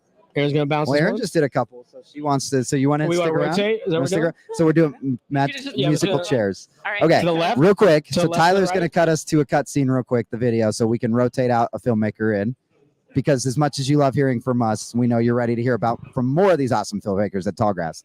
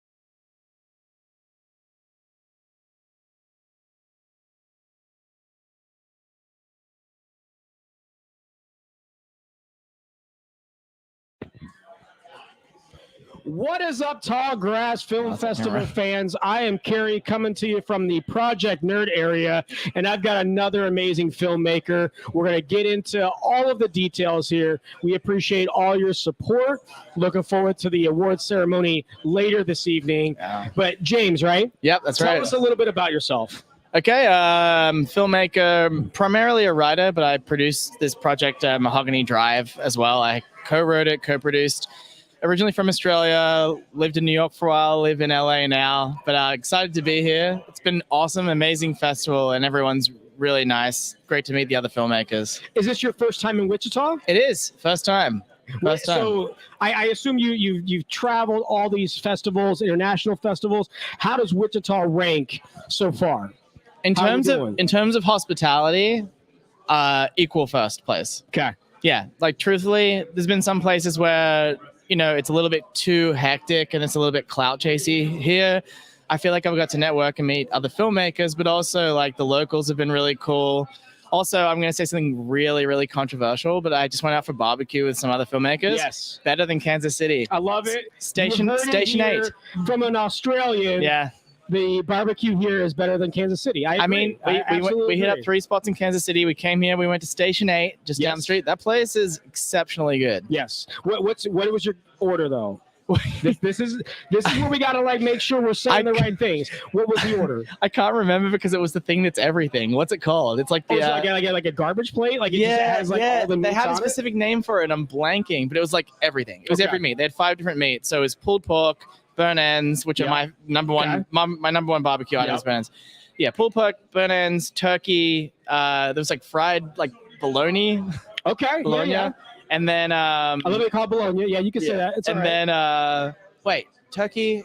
Was it brisket? Brisket. Yeah. And the brisket was burnt ends are my favorite. Yeah. Brisket's essentially like their cousins, right? Right. Both those are sensational. On ribs. And they're ribs. And was it sauce? Did they sauce them or did you add it? No, the burnt ends had some sauce action going from the jump, but the other stuff was not sauced, pre-sauced, which for burnt ends, I think you should do it. Yeah. For other stuff, I appreciate not having it because sometimes if it's just right, I don't really want. So you want to taste the meat first, taste that smoke, taste all of it. Yeah. And then if you need a little sugar, a little bite. Yeah. Because we've been joking about we had barbecue last night as well. We do have some people that are familiar with Kansas City. I still like either North Carolina or Tennessee barbecue. You're a whole hog guy, yeah. I like a more vinegar-based sauce. Yeah, right? I like more mustard-based. I need spice in my sauce. Yes. I don't like an overly sweet sauce. That'd be my one thing is I think Kansas style is on the sweeter side. Yes. But that's okay because if the meat's good enough, I use the tiniest dab of sauce at the most anyway, so it doesn't really matter. I love it. I absolutely love it. See, I mean, you're giving Wichita your seal of approval for the festival, the barbecue. We always say it, and we are not sarcastic. This festival is nothing without its volunteers, without its staff. They do such an amazing job of allowing us to network, allowing us to just be a part of this and not feel like we're in the back, right? It's always weird when you go to festivals and you're back there behind the scenes, away from the event. Here, you're center stage. So with that, tell us a little bit about the film that you brought. Okay, so my film is called Mahogany Drive. It's a comedy, but it has some sort of horror, thrillery genre elements to it. So we actually played in the horror block last night. We were definitely the least scary, but we got great laughs and a great audience response. So yeah, played really well. It's a really fun premise. I wish my co-filmmakers could be here because it's always awkward when I tell the premise. But basically, it's 3 black guys wake up in Airbnb, don't remember the night before, they've been drinking too much, and they find a dead white woman on the floor. Arguments ensue, their tempers go crazy, they start accusing each other, and then right in the midst of that, another white woman comes over, but as soon as she walks through the front door, she just drops dead. And they realize something mysterious is going on. Okay. Something's going on. Maybe the house is killing white women. Okay, yeah, I can understand why you would probably want to kind of shy away from that. Every film festival I go to where it's just me and they're not here, the number one question I get after the screening is, what gives you the right? Yes, a story never told by yourself, and you have every right to tell the story. With these guys, I have the right. Alone, I don't know if I could do it. So with that project, what was it about that project that kind of drew you to it? So we developed a show for AMC for a few years. It was like a comedic anthology series, so episodic every episode was different. These 3 guys were consistent, but they played different characters each time. And yeah, they were just like a bunch of short, fun, punchy like stories with genre elements. Some were like sort of horror leaning, always comedy, but some were like more sci-fi leaning. And when the show didn't end up getting to go to series, but we got all the scripts back in revision, and we're like, oh, these work so well as shorts. Let's just try and like finance one and shoot it. And this was the first one we wrote, and it was one that like actually kicked off the whole idea for the series. So we're like, okay, this is the one to do. Yeah. And so you've obviously taken it to festivals. You said last night it was received very well. Is that kind of the tone that you've been seeing throughout this circuit, or? Yeah, it's always played well. I mean, it's a pretty hard comedy. Like it really is trying to be funny more than anything else. So you sort of know if it's going well because you hear laughs. Right. So yeah, it's always played pretty well. If there are enough people in the room, it'll get laughs. Yeah. But yeah, has it always been in that horror block, or has it been kind of? No, it's played in different formats. It's played in a horror block like this. It's played in like a shorts block. It's just like multiple genres. Right. It's played in the shorts comedy block, and it's also paired with a feature as like the opener to the feature. Yes. So it's played in every different way. And it always goes pretty well. It's interesting in a tonality like this where people are watching some pretty straight, like scary horror. And then you shift to this, which is not going to scare you. Yeah, but we've heard some crazy like horror topics and films. Yeah. And I can just imagine how you're kind of prepared, and then all of a sudden like that first that she just drops in, you're like, oh, okay. I can kind of see. So you mentioned, so what, Are you guys traveling independently and just kind of doing different festivals, or is it just the other partners couldn't make it with you guys this week? They just couldn't make it for this one because of, I think, partly writers' strike stuff, SAG strike stuff, and just everyone kind of like hunkering down, but also, just logistics. Like Gerard, director, had just been to 2 festivals that he was the only person who could make it to those. One was in DC, where he's from, and one was in New York. But we've tried to split it up. We've been to a few together. We've been to a few apart. It's always nice to be together, but I'm proud to rep the crew here. Yeah, for sure. and that's why you're going to take it back. We're going to see you guys next year. This is one of those that you have to circle. I know. And I you're want to starting come to back. see it, and you're starting to witness the hospitality, everything about the city, the galas that they're putting on. Yeah. Everything about this is what, for us, we always try to come back. We do whatever we can to make sure our schedules are. But it's always fun when we can see a person like yourself come back the next year. Yeah. Right? No, and you're looking now for like, what can I do next year to come back? I know. And got to make a film. Yeah. Is that the next goal? Like, as you take this, do you see this? I mean, not a series. It was, I think, initially going to be an episode based. Now you're seeing it be a short. Is the next potential goal to see this storyline kind of flourish, or take those same actors and give them more of a platform like they were doing on the series? Yeah, I think there's a good chance we'll shoot another one of these stories because we had so much fun with this one. The second one we want to shoot also has horror elements. It actually is scarier than this one probably.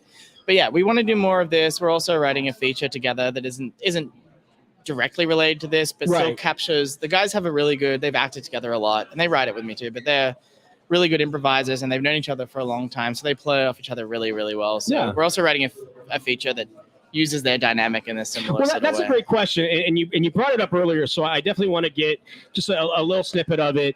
Obviously, us as casual fans, us as in the industry, whatever you want to say, we don't fully understand some of the elements that you guys are facing as professionals. Yeah. But you mentioned that you're still writing. So even though there's elements that are kind of causing that stoppage, you're still continuing to do what you're passionate about, it seems. Yeah, it's hard to motivate yourself during a strike because it's like it's a difficult time, but you can keep writing as long as you're doing work for, yourself and not for like some giant company. Right. We tried to do that. We could have probably been more productive, but we tried to keep the ball rolling, and we got through a draft of this movie, and now we're doing a second draft based on notes from our agents. So we're trying to move it along. I think the next 6 months we should have something in pretty good shape to start taking out. And so that's going to be the next project then, right? Is just the continuation? Yeah, I mean, make the feature film. I mean, I think that we'll probably try and look for funding for the feature film and try and actually get it made. Probably like an under $5 million sort of budget. Okay.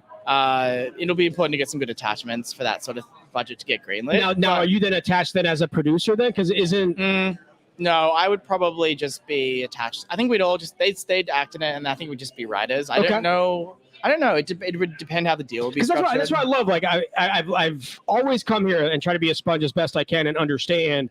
And it feels like a producer is kind of the one that goes out, has a lot of those introductory meetings, gains all the funding to allow people like yourself to do what you're so great at. Yeah, and this was a little more on the scrappy side. Short films tend to be that way, and if we make another one, it will be the same way too, where we raised money ourselves, funded it. But I think our budget was like a little over $30K. So it's a good amount of money, but it's not like a movie where you need a lot to make it look. But it seemed like you already had a pretty good understanding coming from filming for that television station. You kind of had a general idea, and then being able to push it through. But what are some of the things that you've learned doing this particular film here and being able to that short and then transition? What are some of the major lessons you've learned throughout this process? Definitely that producing is a lot harder than I thought. This is my first time really doing it because I've traditionally just written. It's just a lot of moving parts, and I think building in contingency plans from the outset is a big lesson, because if something breaks or something goes wrong, you really need to have something else ready to like parachute that, because otherwise it could disrupt everything and it's a domino effect. Yeah. So definitely that. We got lucky, and there were a few little snafus, but we got through it. But yeah, it's definitely important. And where did you shoot? We shot in LA. We're LA based. We all met in New York, but now we all live in LA. So we shot it's a one location shoot, so that was nice, and it was our friends, one of the actors' apartments. So. Okay. So is it all based in that apartment then? Yeah, it is. There's only like one sort of semi-exterior shot really, and then the rest is in the apartment. It's got to be like if the house or whatever, we're not gonna give away. But whatever is in this process has to be like in that element. So the space matters for sure. Yeah. Do you find that that's easier or harder to tell a story? It's hard in that you have one location, and it's really, your dialogue has to be really sharp because you've got only so many setups you can do in a small space. But it's easy in that it does free up your budget for other things, and it also means you can move pretty fast and get some really good shots. And we shot on 2 cameras because these guys are all very strong improvisers, and if you don't shoot multiple angles at once, you'll end up missing really funny stuff, and they'll never do it the same way again. The first time they say it is always especially tough. You the relationship not only they have together, but you all have together. Yeah, this isn't you going in and being with 3 actors that are great improvisers. You've all been in this element for quite a long period of time, and you kind of have a general idea. One thing I learned in the last interview as well, does the apartment kind of take on a role of a 4th character then? Yeah, it definitely does, especially in our film. The space really matters. We were inspired a little bit by this Hitchcock movie Rope, that is sort of shot in one location and also looks like it's one take. It wasn't possible to do that back then because they're shooting on actual film, but he makes it look like one take, and it's very, very like anxiety inducing. And I think we went for a similar feeling for our film. So is it a one take, or is it meant to feel like a one take? Ours? No, ours isn't. No. Okay. Ours, God, I respect people who can do that. No, I have always, like, every time I hear that, I am so appreciative of it. I'm not a big fan of cutaways or other things because I'm, especially a short, you can't look away. You don't really have a lot of opportunity to move away and not digest the content, as it's like, because the last film we were talking about was 13 minutes. Yours, I believe you said, was 20? No, ours is like, is it right on 13 as well? Okay. It's like 12:50. So like 13 minutes where you're and you're developing these themes and these characters very quickly. That's so amazing. So what do you take away from the entire experience at a festival? Like, you obviously now you've got to go talk to your partners, some writing to do afterwards. What considers this event a success for you? I think meeting other filmmakers and seeing other films that I might not get a chance to see otherwise. I mean, I'm hoping there's some stuff I haven't got to see here that I hope I can watch either later on the digital platform or just at other festivals. But yeah, meeting other filmmakers and seeing their stuff and just collaborating with new people is a really exciting thing. A chance to, just to network with other filmmakers. Have you seen anything yet? Yeah. I saw the comedy shorts block yesterday. I've seen a feature yesterday called Glue Trap that was great. I want to talk to you off air about that. I am very intrigued by your opinion of it. Yeah. I've watched it. Yeah. Before we got here, we were fortunate enough to speak to the filmmakers prior and get that before the festival. Oh, cool. It was very, very interesting. We'll talk. But it definitely is kind of that horror genre. Yeah, It does for break sure. a little bit of the stigma in certain aspects. Yeah. But that, I believe, was a feature, right? That was. Yeah, it's a Okay. feature.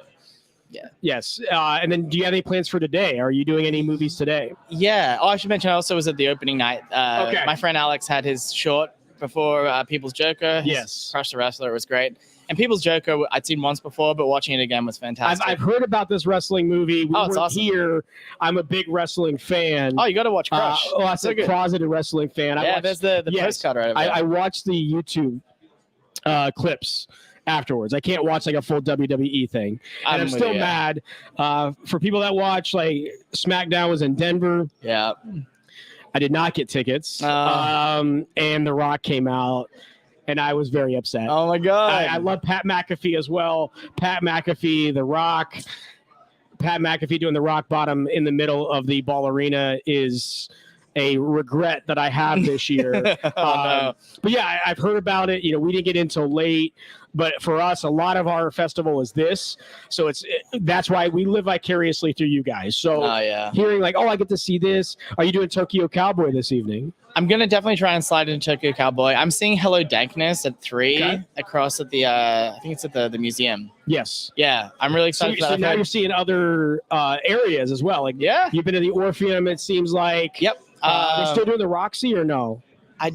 I'm not sure. I haven't been to the Roxy. I've been to the. I also went to the Niche or Niche. Yeah. It was the culinary school, but it was actually a really good screening room. Right. Obviously, I've been here. And then the Crown Uptown was the opening night place. Yeah.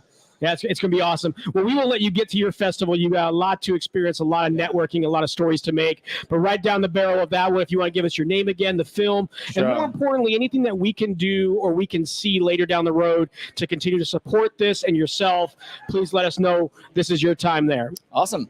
Okay, hi, my name is James Carr. You can find Mahogany Drive on Instagram at Mahogany Drive Film. Stay tuned. Keep a lookout. We're going to be doing more stuff. So, down the barrel, comedy coming at you. Yes. It's going to happen. And future feature film. Yeah. He will maybe take the producer title. I'll do my best. You should. I'll wrest with it out of everything you the guys hands. are doing. But definitely we're going to be on the lookout for all the stuff you're going to do. And more importantly, next year at Wichita, when you don't have to be the uncomfortable guy talking about the premise of it's my life. They always make me do it. Thank you so much. He's got amazing shoes on. You probably can't see him. Wife did all the art. Plus, it's got the LeBron chest piece on the side. The whole fit is just tight. I cannot wait to see what you're going to do, man. Thanks amazing so job. much. Thanks. Awesome. Good meeting you.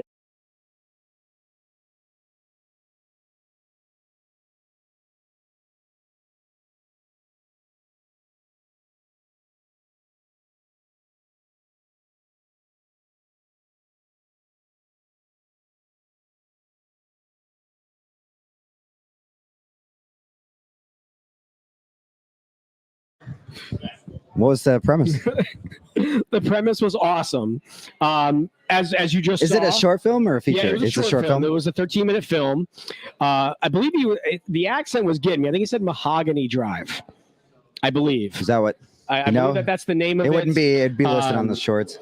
It was a movie, a short about 3 African Americans that wake up from a long night of drinking, and a white girl is dead on their floor. No, dude, this has been. I know that's the movie he's working. Yes. Yeah, that's his actually. movie.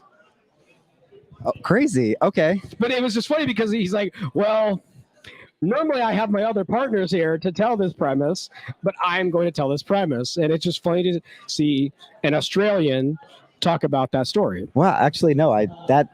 That's another movie that like the reputation preceded itself. I know exactly that film. It's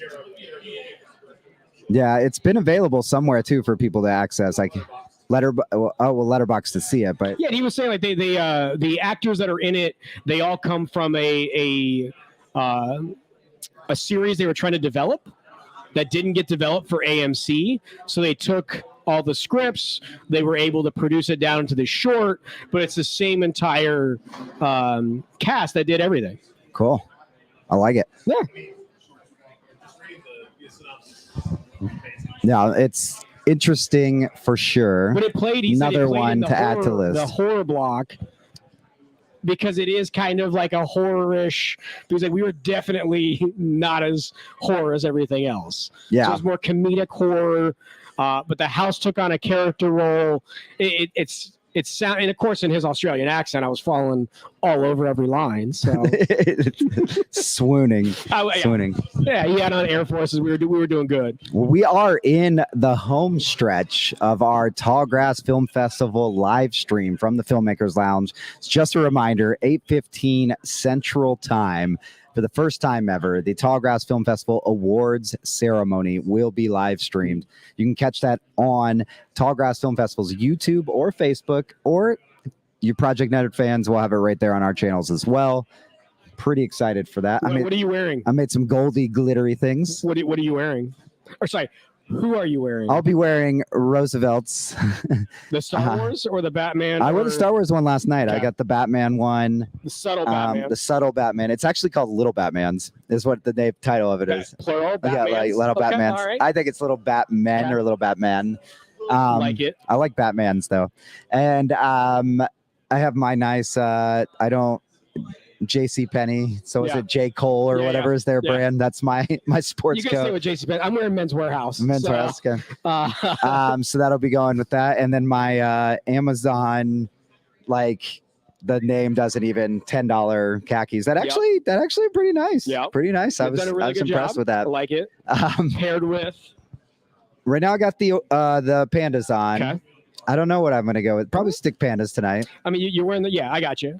I don't know. It's hard though because we're going to Old Cowtown afterwards. Wait, what? We're going to Old Cowtown afterwards for the gala. I did not bring shoes for that. That's the thing. So I'm like, I may go back to some just my more everyday shoes. For that one because it's gonna be out in the dirt, out in the dust. That's where the gala is this evening. Yes. Okay. Before karaoke. Why is it called Cowtown? Because it's old like it's a themed area, Cowtown, and they do like business things there, like Because the entertainment. movie is Tokyo Cowboy. Like it's Well, for obviously tonight, for that theme. specific thing, but the venue itself is like out on like dirt trails with like little makeshift, like half the buildings are just the old front of the Western. It's like an old downtown, like that's- Wichita, and it's like I think it's actually too like somewhat replicates like the old Wichita of the Wild West too. Okay, So all right, it's that's There better not how I was be imagining. a dramatic shooting.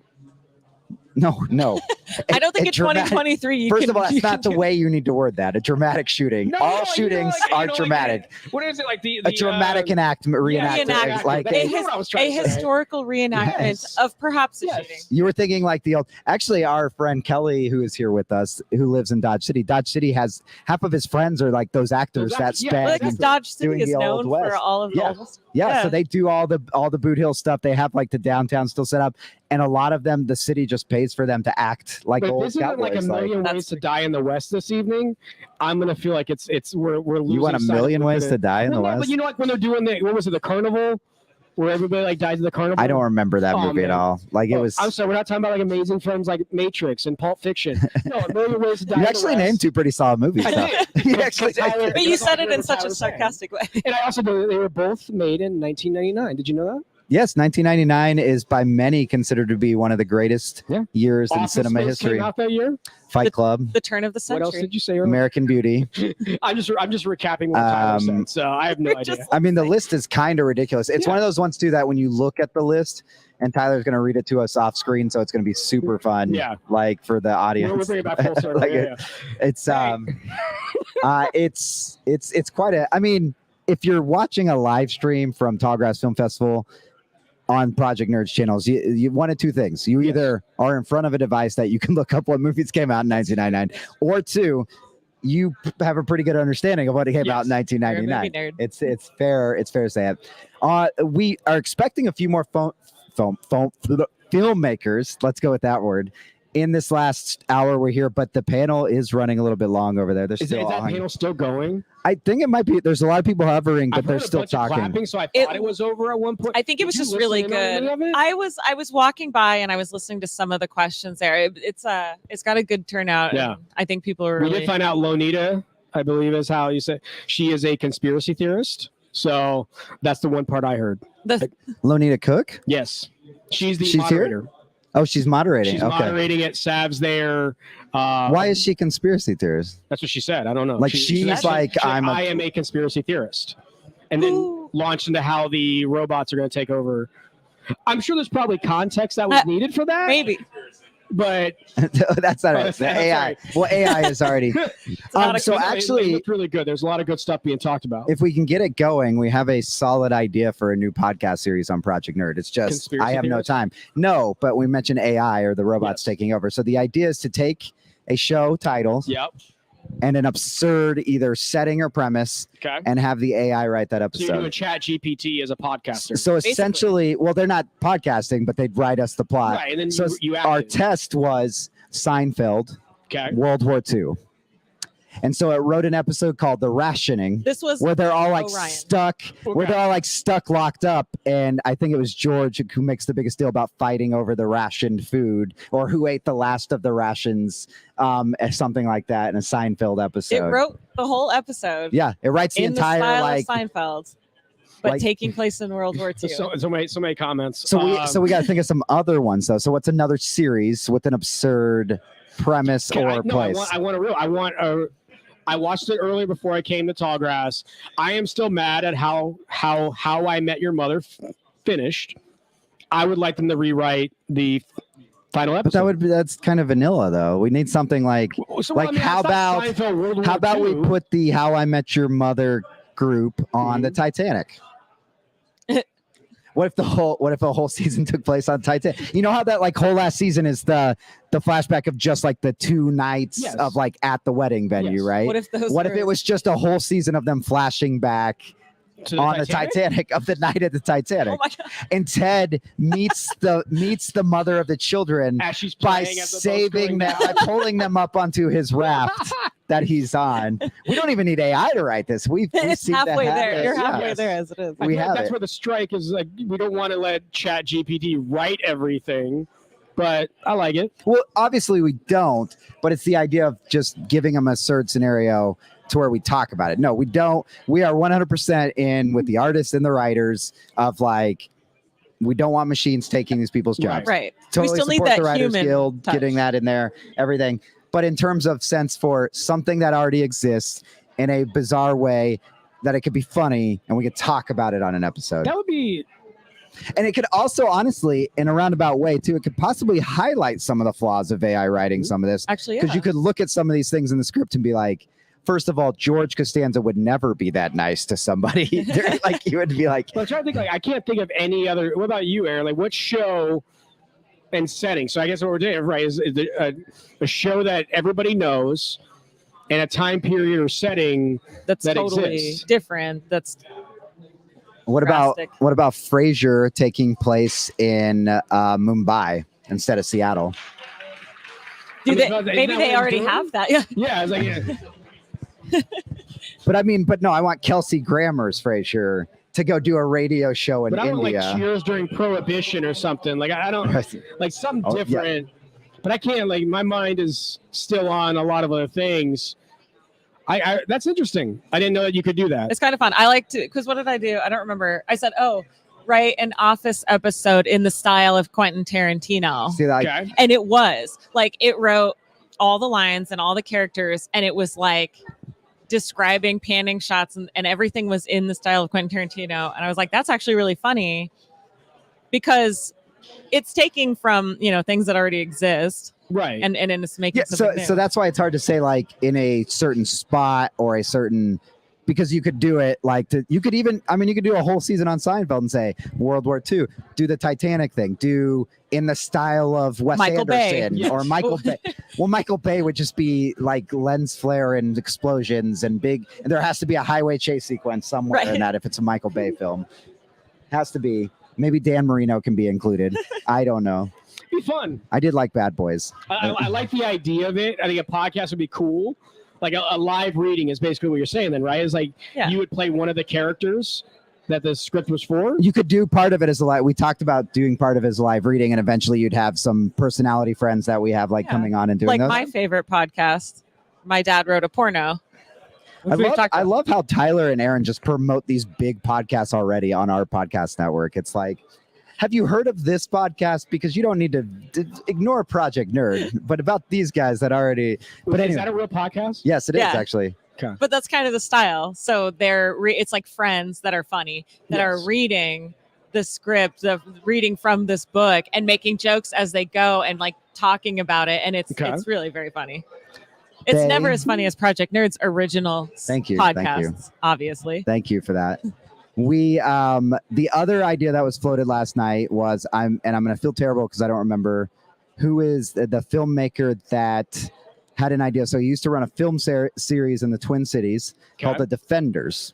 And he'd have a guest filmmaker come in, and you'd have to pick a movie you like that is ranked below 50% on Rotten Tomatoes. Okay. And nobody would know what the movie is. It was just told, H.P. Mendoza is presenting in the Defender series. So you would show up to see whatever movie. You have no clue what movie this is. HP would introduce it. You would watch the movie, and then he would defend it afterwards on like. And so we were like trying to think of different movies that are below 50% that you would be worth defending. The Pest. Okay, we were watching that this morning. We watched that. Morning. We were watching that in our Every room. time I'm in a shower, I have to look down and see a six toe. Nobody knows that movie, right? Oh, we were just watching it. Nobody here. If you polled everybody here on the live stream, I like to, but he's like, which way did he go, George? Which way did he go? I mean, it's so racist too. It's so terrible. Oh, the racism was I was like, this didn't age well at all. John Leguizamo, and this is pre-Freak. This is this is everything. VHS. Like this is he's so young. You're not even getting that at a Blockbuster. You're going to a family video that's down the street, and that's your Tuesday movie. The best part about it, anytime I've rewatched it again, I realize, oh, this movie only has the rights to one song because it's the same song that plays throughout the entire. But I mean, that's one so that's great. See, I would gravitate more towards a concept like that.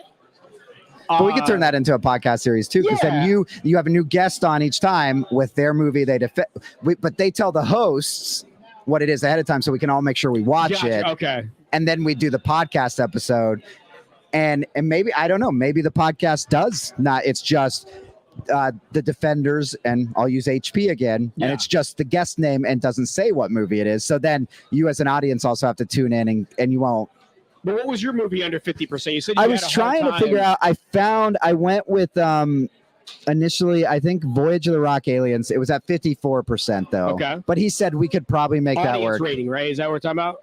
Yeah, I think on Rotten Tomatoes they just have that overall score. Oh, so not because they have isn't like an audience. I know they have that breakdown to the critic, but there's the overall score. I think is what we were looking at. What was? Do you have one? I didn't have one. I need to see like what's actually technically below. And actually, Carrie wasn't there last night too, so I don't know if you heard all this too. And we asked our audience earlier to do it as well.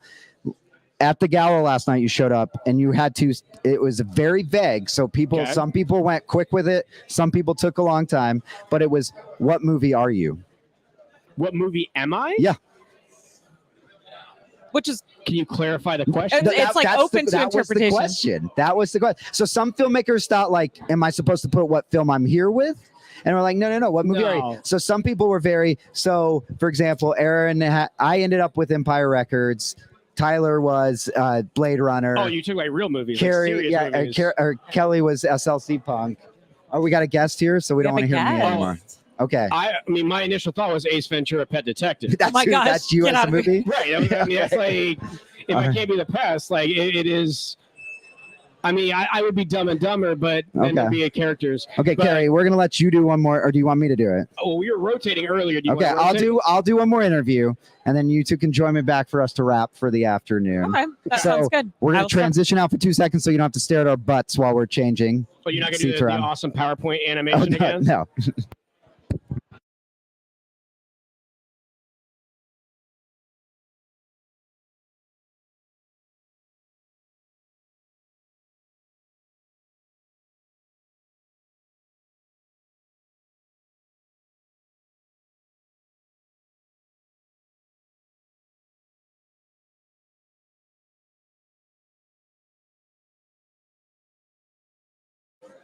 And just like that, we are back. So we are in the home stretch of our live stream here at Tallgrass Film Festival, and I'm joined by another one of the fantastic filmmakers here. Tell us a little bit about who you are and why you're here with what film. My name is Allie. My short film is Farmers Dating. Words dating? Farmers Dating. Farmers Dating. Okay, we've got a lot to talk about. Okay, go ahead. I shot it in France several years ago. Everything about this. So Farmers in France Dating. Okay. Yeah, the title is in French and in English. Okay. Because I don't actually speak French, but I went and shot a film there. What short block was this in, so we get an idea of what it was? It was comedy yesterday. Or drama, or it's comedy? It was comedy. Okay, yesterday and comedy. So it's got humor to it then and Yes. stuff. Have you ever seen, and I'm embarrassed to even know that I know this exists, but my wife and my kids watched an episode of it. Was it Farmer Needs a Wife? It was like a reality show. I've definitely seen the ads for it, but I haven't absolutely watched it. That's what made me think I would say it. But all right, so it's farmers in France and they're dating.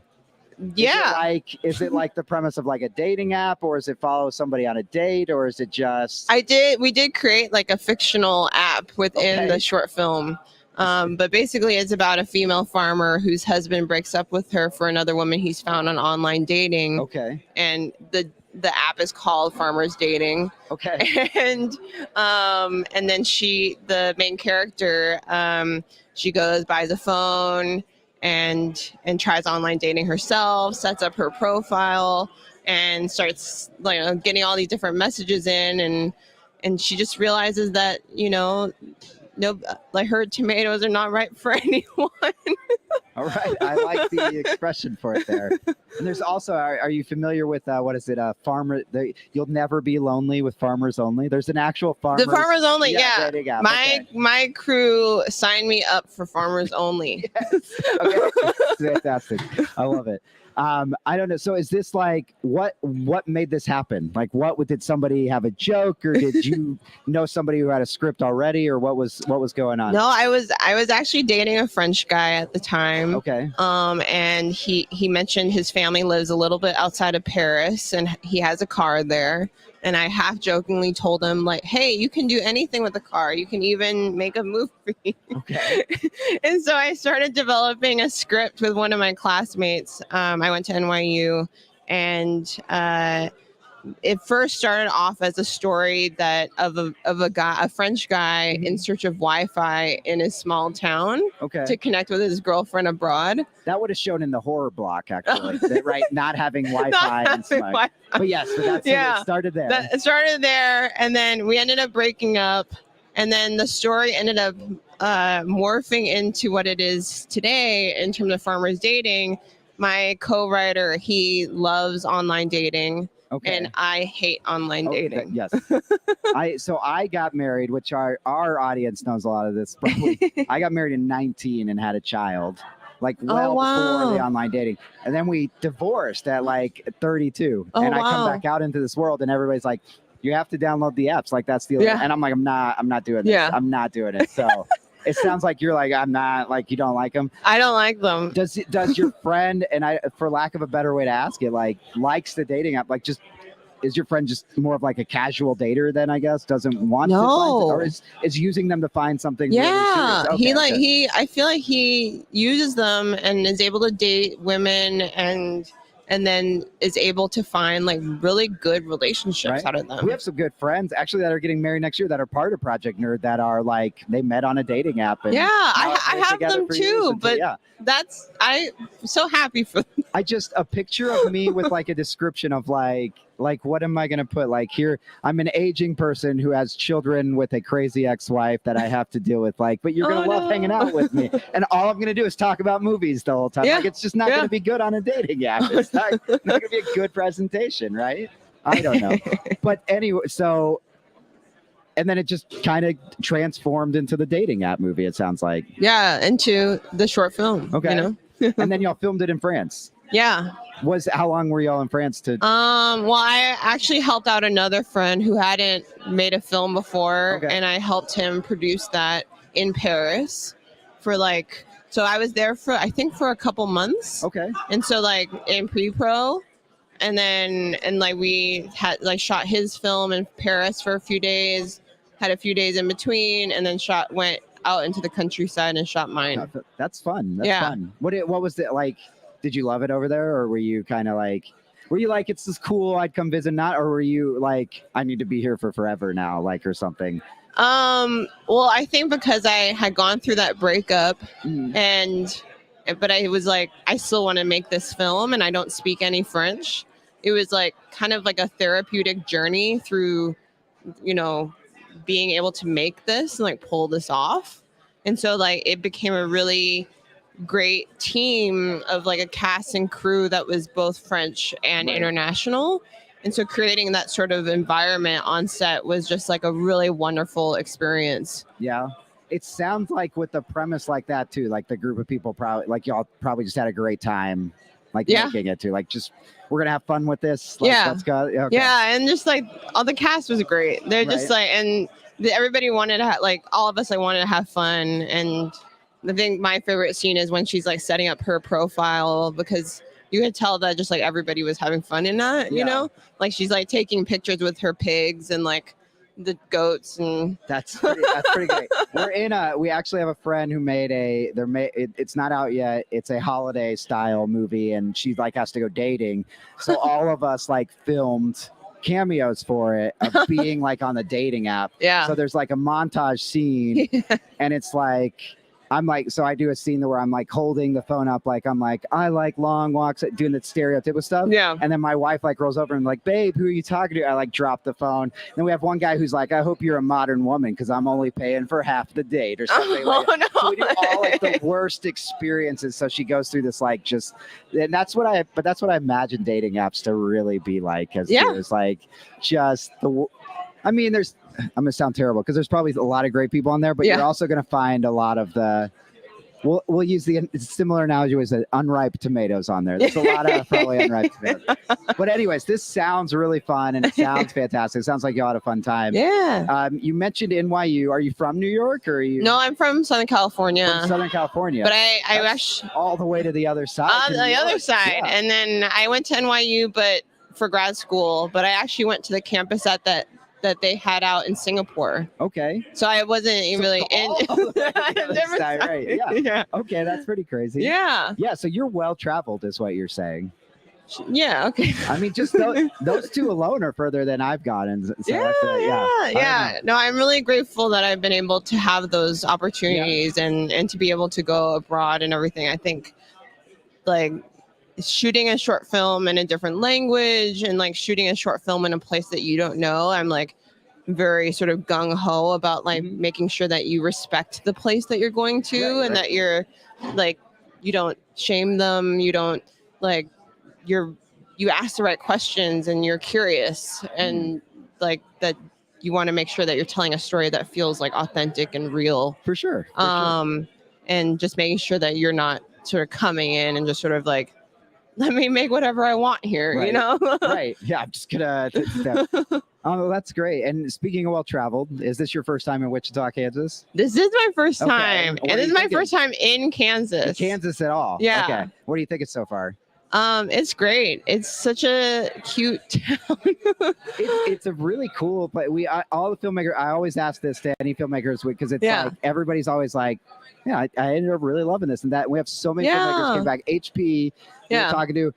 I didn't realize that this is his seventh. I think he said it was his sixth or seventh time to this film festival. Really? Yeah. This is. Oh my I mean, we've been gosh. coming for like a decade now too to hang out and do stuff. It's great. Yeah. But it's pretty cool. Yeah, it's like I love how intimate this festival feels. You know, That's a great. Nobody's really used those words for it, but that is a great way to put it because it is.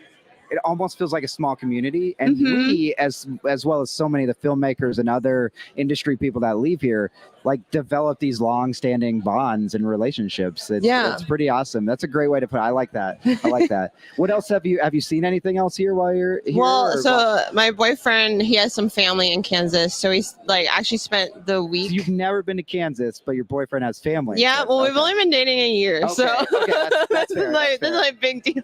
But we flew into Kansas City, spent a few days in Kansas City or outside of it a little bit, and then we rented a car and like drove to Topeka. Yeah, and spent a few days there, and then came here. So we're all very familiar, and our Project Nerd audience knows this. This brand was founded, Project Nerd, in Manhattan, Kansas. So Whoa. not too far. I was at Kansas State University. This guy is actually, he lives in Kansas City still, so he's there. So yes, we're very familiar with all the areas you're talking about too. But it's fun. But that's awesome. Okay, It's cool. so green and so lush here. Right, yeah, we've had good. There's been good rain across the whole mid. There's been probably too much rain in some areas. I know, this year. Right? For sure. Yeah. Awesome. We'll tell. So it's part of the comedy block. So for those of you that are enjoying the virtual Tallgrass Cinema, those blocks are available as part of it. Yeah. So you can check that out. Is there anywhere else they can follow your film or filmmaking online for maybe where you're going to be in the future or anything you're working on later? Yeah, I have a website, allehsu.com, or it's just that, allehsu, on all social media. Okay. So you can find me. Perfect. Anything else you'd like to? You've got free range cameras right there. Oh. Anything else you want to plug? Or anything else you want to tell the audience? No, thank you so much for having me. And this has been an amazing first time at Tallgrass. So Awesome, yeah. thank you so much We're for glad having you're me. enjoying it. And thanks you for sitting down with us. Yeah. For you on the audience, we're going to cut out for just a few seconds so we can transition out of here. But then we're going to start wrapping up our live stream here at Tallgrass Film Festival. Thank you.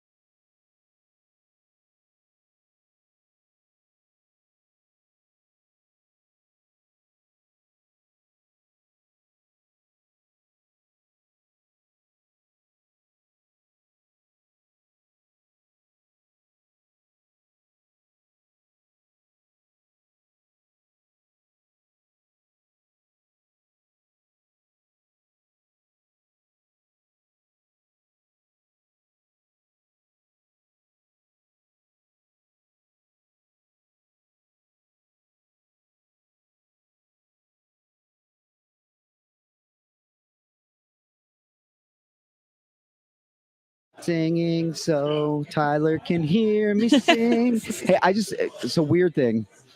Does this smell like gas over here to anybody? Like, not like I ate too much food gas, but like a gas natural leak? gas. Yes. Now I'm just like imagining it because For you just those said that. watching us, if we just start going to sleep in 10 minutes, have them evacuate. Make the some phone lounge. calls. Have them evacuate the lounge. Okay, so we were talking about defending movies below Yes. 50%. It's right. It's hard right now because we don't want to be like, let's figure out what's below 50%. But I mean, we can pretty much guarantee the pest is below 50%. Yeah, I doubt it even is on Rotten Tomatoes, but it's so low they just kicked it out. it's so like blatantly racist that it is just like we are not going to associate ourselves with this movie. It is a product of a different time. Yeah. What is the rating on Rotten Tomatoes for The Pest? I don't know. Can we From anyone? pull that up? It's got to be 0. So Tyler says he's There's going to not look it a up. single person. While he's looking it up, I want to let y'all know the movie, the interview I just did was about was called Farmer Dating. Okay, interesting because I couldn't hear your interview, but I was just wandering over to the film list and found her card. So there was two. So I asked him multiple questions. I was like, one, because it has to do with dating apps. So I'm like, you're familiar with Farmers Only, where you'll never be lonely. Do we have the Pest score? Yes. Oh, what? The Pest is 25%. Oh, I'm gonna play guessing game. What we're doing? 7. We're so Farmers Only, which her crew signed her up for. Well, it's boring cinema for us to just sit here and look off screen guessing numbers, I think. Yeah. 3. So, anyways, Farmers Only. 4? I'm actually the closest. The Pest has a 4 on Rotten Tomatoes. You would have to defend hard on that one. 67 on. Right. That's what I'm saying. Like that's so you have to like I know you're gonna and I that's what it has to be an identifiable number. Is it an audience rating or a Rotten Tomatoes rating? There's that overall score that's 4, so it's separate than the audience score, right? Yeah. You have a Rotten Tomatoes score of 4, an audience score of 67. I think your movie qualifies, is what we're saying. Oh, yes. Anyway, so All right, I back asked to her about Farmers Only. She said her crew actually signed her up for that app while they were filming the movie. I was like, great. That's And I funny. said, I'm also embarrassed to know this, but are you familiar with the show Farmer Needs Wife? And she's like, actually, yeah. I was like, okay, so it was great. But it took place in France. They filmed in France. So it's a French farmer who leaves his wife for another woman for a farmers only dating app that they made up for the film. And then she goes on dating apps to try to find dating. So I was like, that's interesting. It's in the comedy block. So again, for anybody with the virtual access. Is it a short? Yeah, it's a short film. That's really in cool. the comedy block. And it's interesting because I couldn't hear what film she did. And I was just now looking at that list and I saw the card and I said, what is this one about? It's about never being lonely. And You don't Farmers have to be. Only. You don't have to be don't have to lonely. be lonely. At No, Farmers Only. Sorry. All right. Well, that was interesting too. So Cool. The short blocks sound fantastic. And I do want to bring this full circle because to grow, you have to acknowledge some things sometimes. And we've talked about this offline a lot. There was a long time ago where the film festival blocks were just more like the shorts were just kind of just more thrown together. Yeah. Not as themed. We had some friends that were impacted by it. They felt their movie didn't fit in well because it was a funny movie and it was next to a not even close to funny movie, like really dramatic, painful one. And it really sounds like they've come a long way with those short blocks to really keep those things. Yeah, they're very better themed categorized. together. Yeah. Well, and maybe it's happened before, but putting a short before a feature, I think says a lot too. They're doing that too. And if you access the virtual, because I was clicking into some of them and I noticed if you access the virtual ones, all of them are like, you get access to 2 films. And it's like, here's a short with that. And I do like, and they've done that for a long time. It felt like they quit doing it for a while, but I always liked that. And in fact, like before I watched that Shotgun Wedding that I was talking about earlier, there was a short film that was like very similar to it. It was really good. So that was that. But the other thing, we've talked movies, we've talked filmmakers, we've talked all this.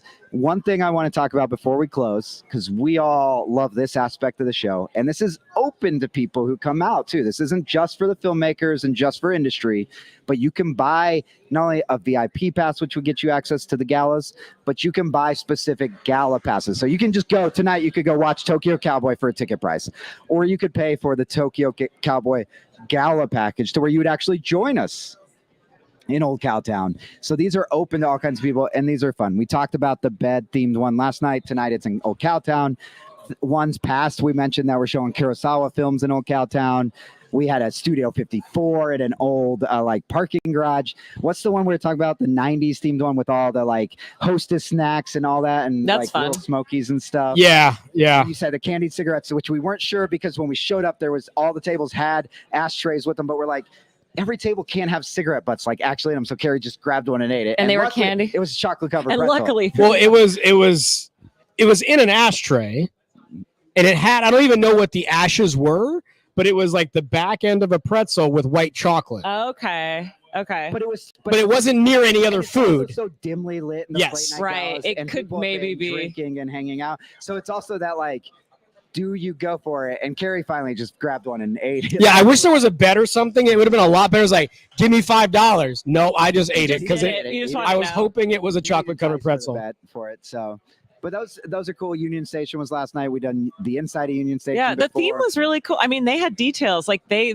put some work into that theme. It was It's pretty fun. fun, and those are open to people who want to attend Tallgrass Film Festival. I was just looking at the price list too for the weekend, and it's very reasonable to do these events. Like it was much more reasonable than I VIP thought. badges like in the mid 100s, I think. Yeah. That gets you everything. Yeah. Through the whole weekend. And then they Like, have like the tall pass that's like every film, every VIP event, every Right. gala, access to this lounge. Like a really you know what reasonable. also all that money does is it goes back to your local arts community so that more things, not only more Tallgrass Film Festivals can happen, but more events can happen here at the Tallgrass Film Center, that more panels can happen that are happening right now. A very big and serious one right now that is, we're obviously not, which by the way, we filmed all the panels. So that video and audio is going to be out there. And I say I should give credit where credit's due. Ryan, our top end tech guy Ryan filmed all Hardworking all day. Yes, but not the mental Best health one. supporting actor though was the gimbal. Okay, the gimbal did a lot. So he's going to win best direct. He's going to get to the EGOT before I get. Yeah, he's going to get a banner, and he's going to put out his own trailer with a banner. It still qualifies. The EGOT still qualifies, even if it's all technical awards. But it's cool. He's got it. Doesn't like to be in front of the camera, so we're just going to talk about him for 10 minutes and all that. But anyways, they do the panels and everything too, which again, Tall Pass, all that stuff you'd have access to. It allows for all these types of things to happen as well. And I liked the one interview I just did too. We use all kinds of adjectives and ways to explain what we think about Tallgrass and Wichita and stuff. And she used the word intimate. It's very intimate. And I'm like, it's true. And it's crazy because we've said this. I'm going to say it again, these numbers. Over 180 films, over 120 filmmaker and industry people here. And it doesn't at all feel like that. It feels like a small group of people, and we've connected with everyone. And we keep seeing people we've met already running into them. Again, everybody's showing up to all the events and stuff. And it's weird. And when she said that, I was like, I really like that because it is big and there is a lot going on here. But when it comes down to the panels, the events stuff, the stuff we're doing, it is very intimate, and everybody's kind of getting along. And go back to it, Carrie, the conversations we've had in the past here with some of the filmmakers. We've talked about like people's, like the LGBTQ community that's represented here. There's whole sections for Black filmmakers and awards for that too. And they open up and get raw in those panels and in those Q&As after the movies and stuff like that. That only happens in an intimate environment. Exactly. So it's a really good way. And just another awesome thing about Tallgrass. As we get ready to close, I put it out there. Tallgrass is incredible.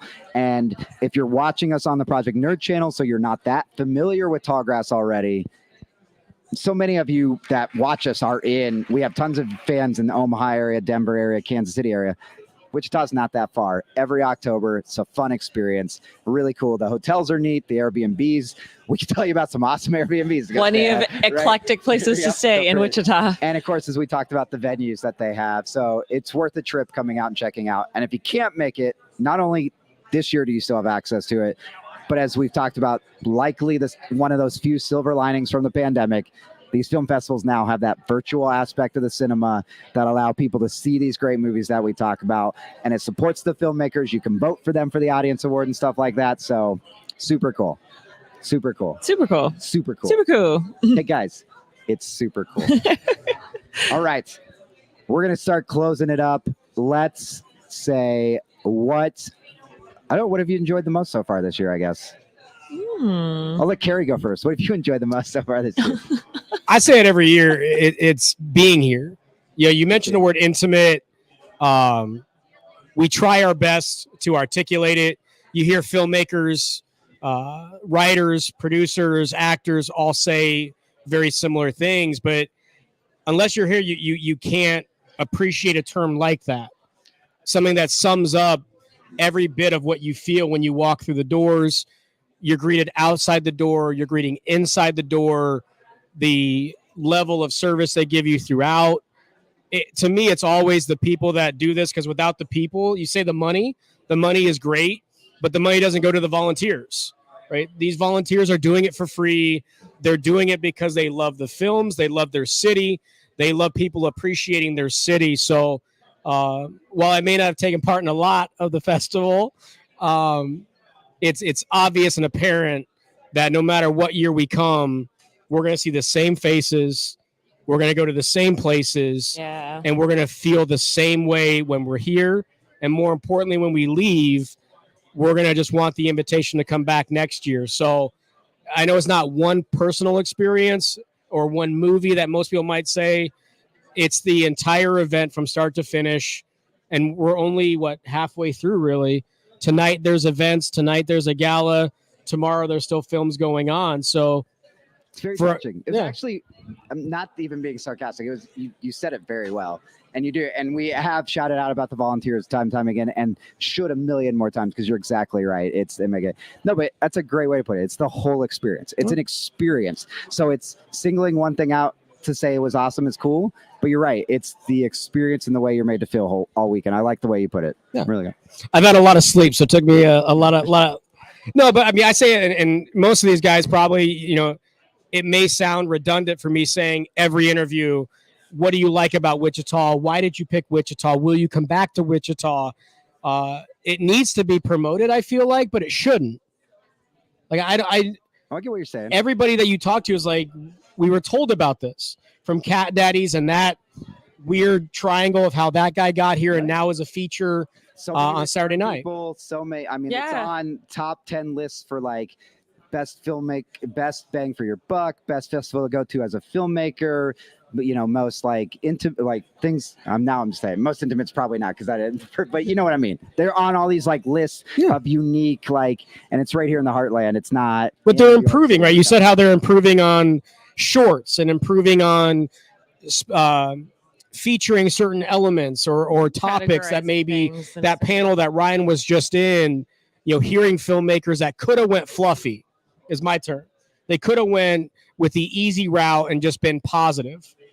But in that setting, in that audience, you get real, you get serious.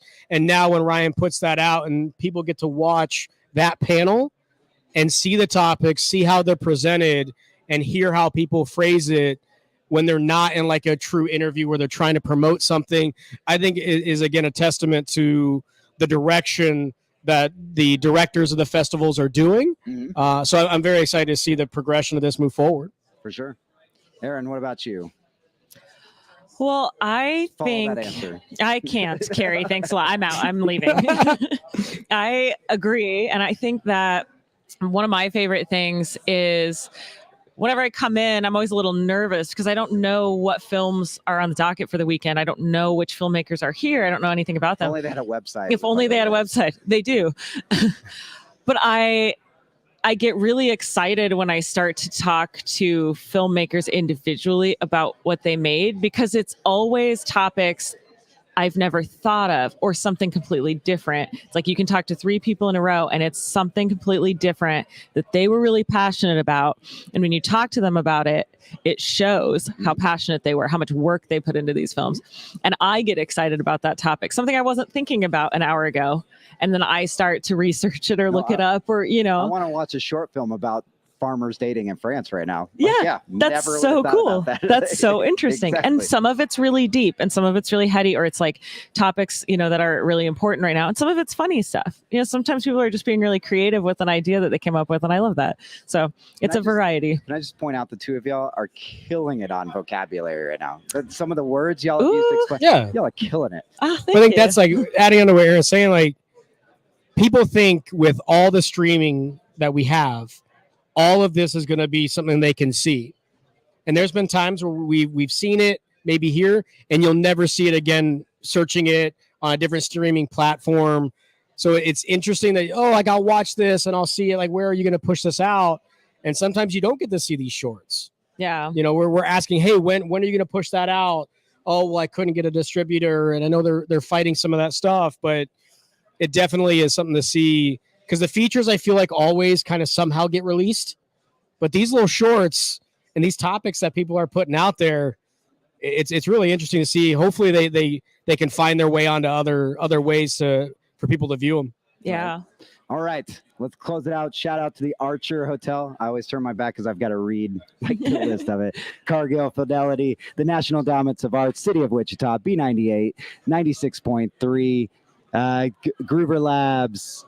We've got Howerton White, Exploration Place, Panavision, CarStar, Newport Grill, of course, Swan, and then the venues like Orpheum, Scottish Rite, and many others.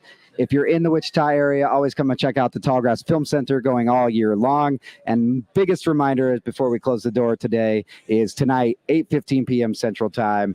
For the first time ever, the award ceremony broadcasted live. May not be too fancy, may not be anything, but I'm pretty excited about these little gold glittery videos you're going to see because somebody cool really made them. Just pointed it out there. But either way, you can see who won what. So as you sat here and listened and heard these filmmakers talk about their movies and stuff like that, when you're like, blah, blah, blah, won for this film, you're like, oh, I heard them talking about it. Now there's reasons to go to the virtual center for Tallgrass Film Festival to watch it.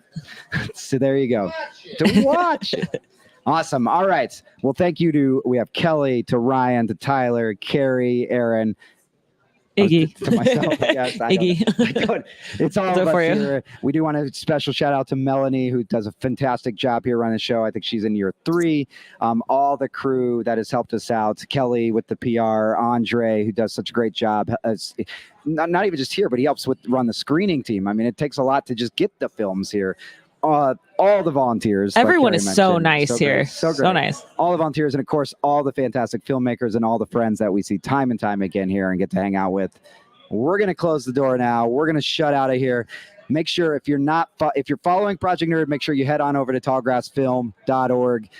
All their social media links are on there, their YouTube. If you're following Tallgrass, head on over to Project Nerd. That's project-nerd.com. We've got all our social media stuff too, where you can follow us for other great events and live. I mean, we live stream from other places. We have videos, interviews, stuff like that. We also do have a handful. I know I'm rambling on this now, but I almost forgot.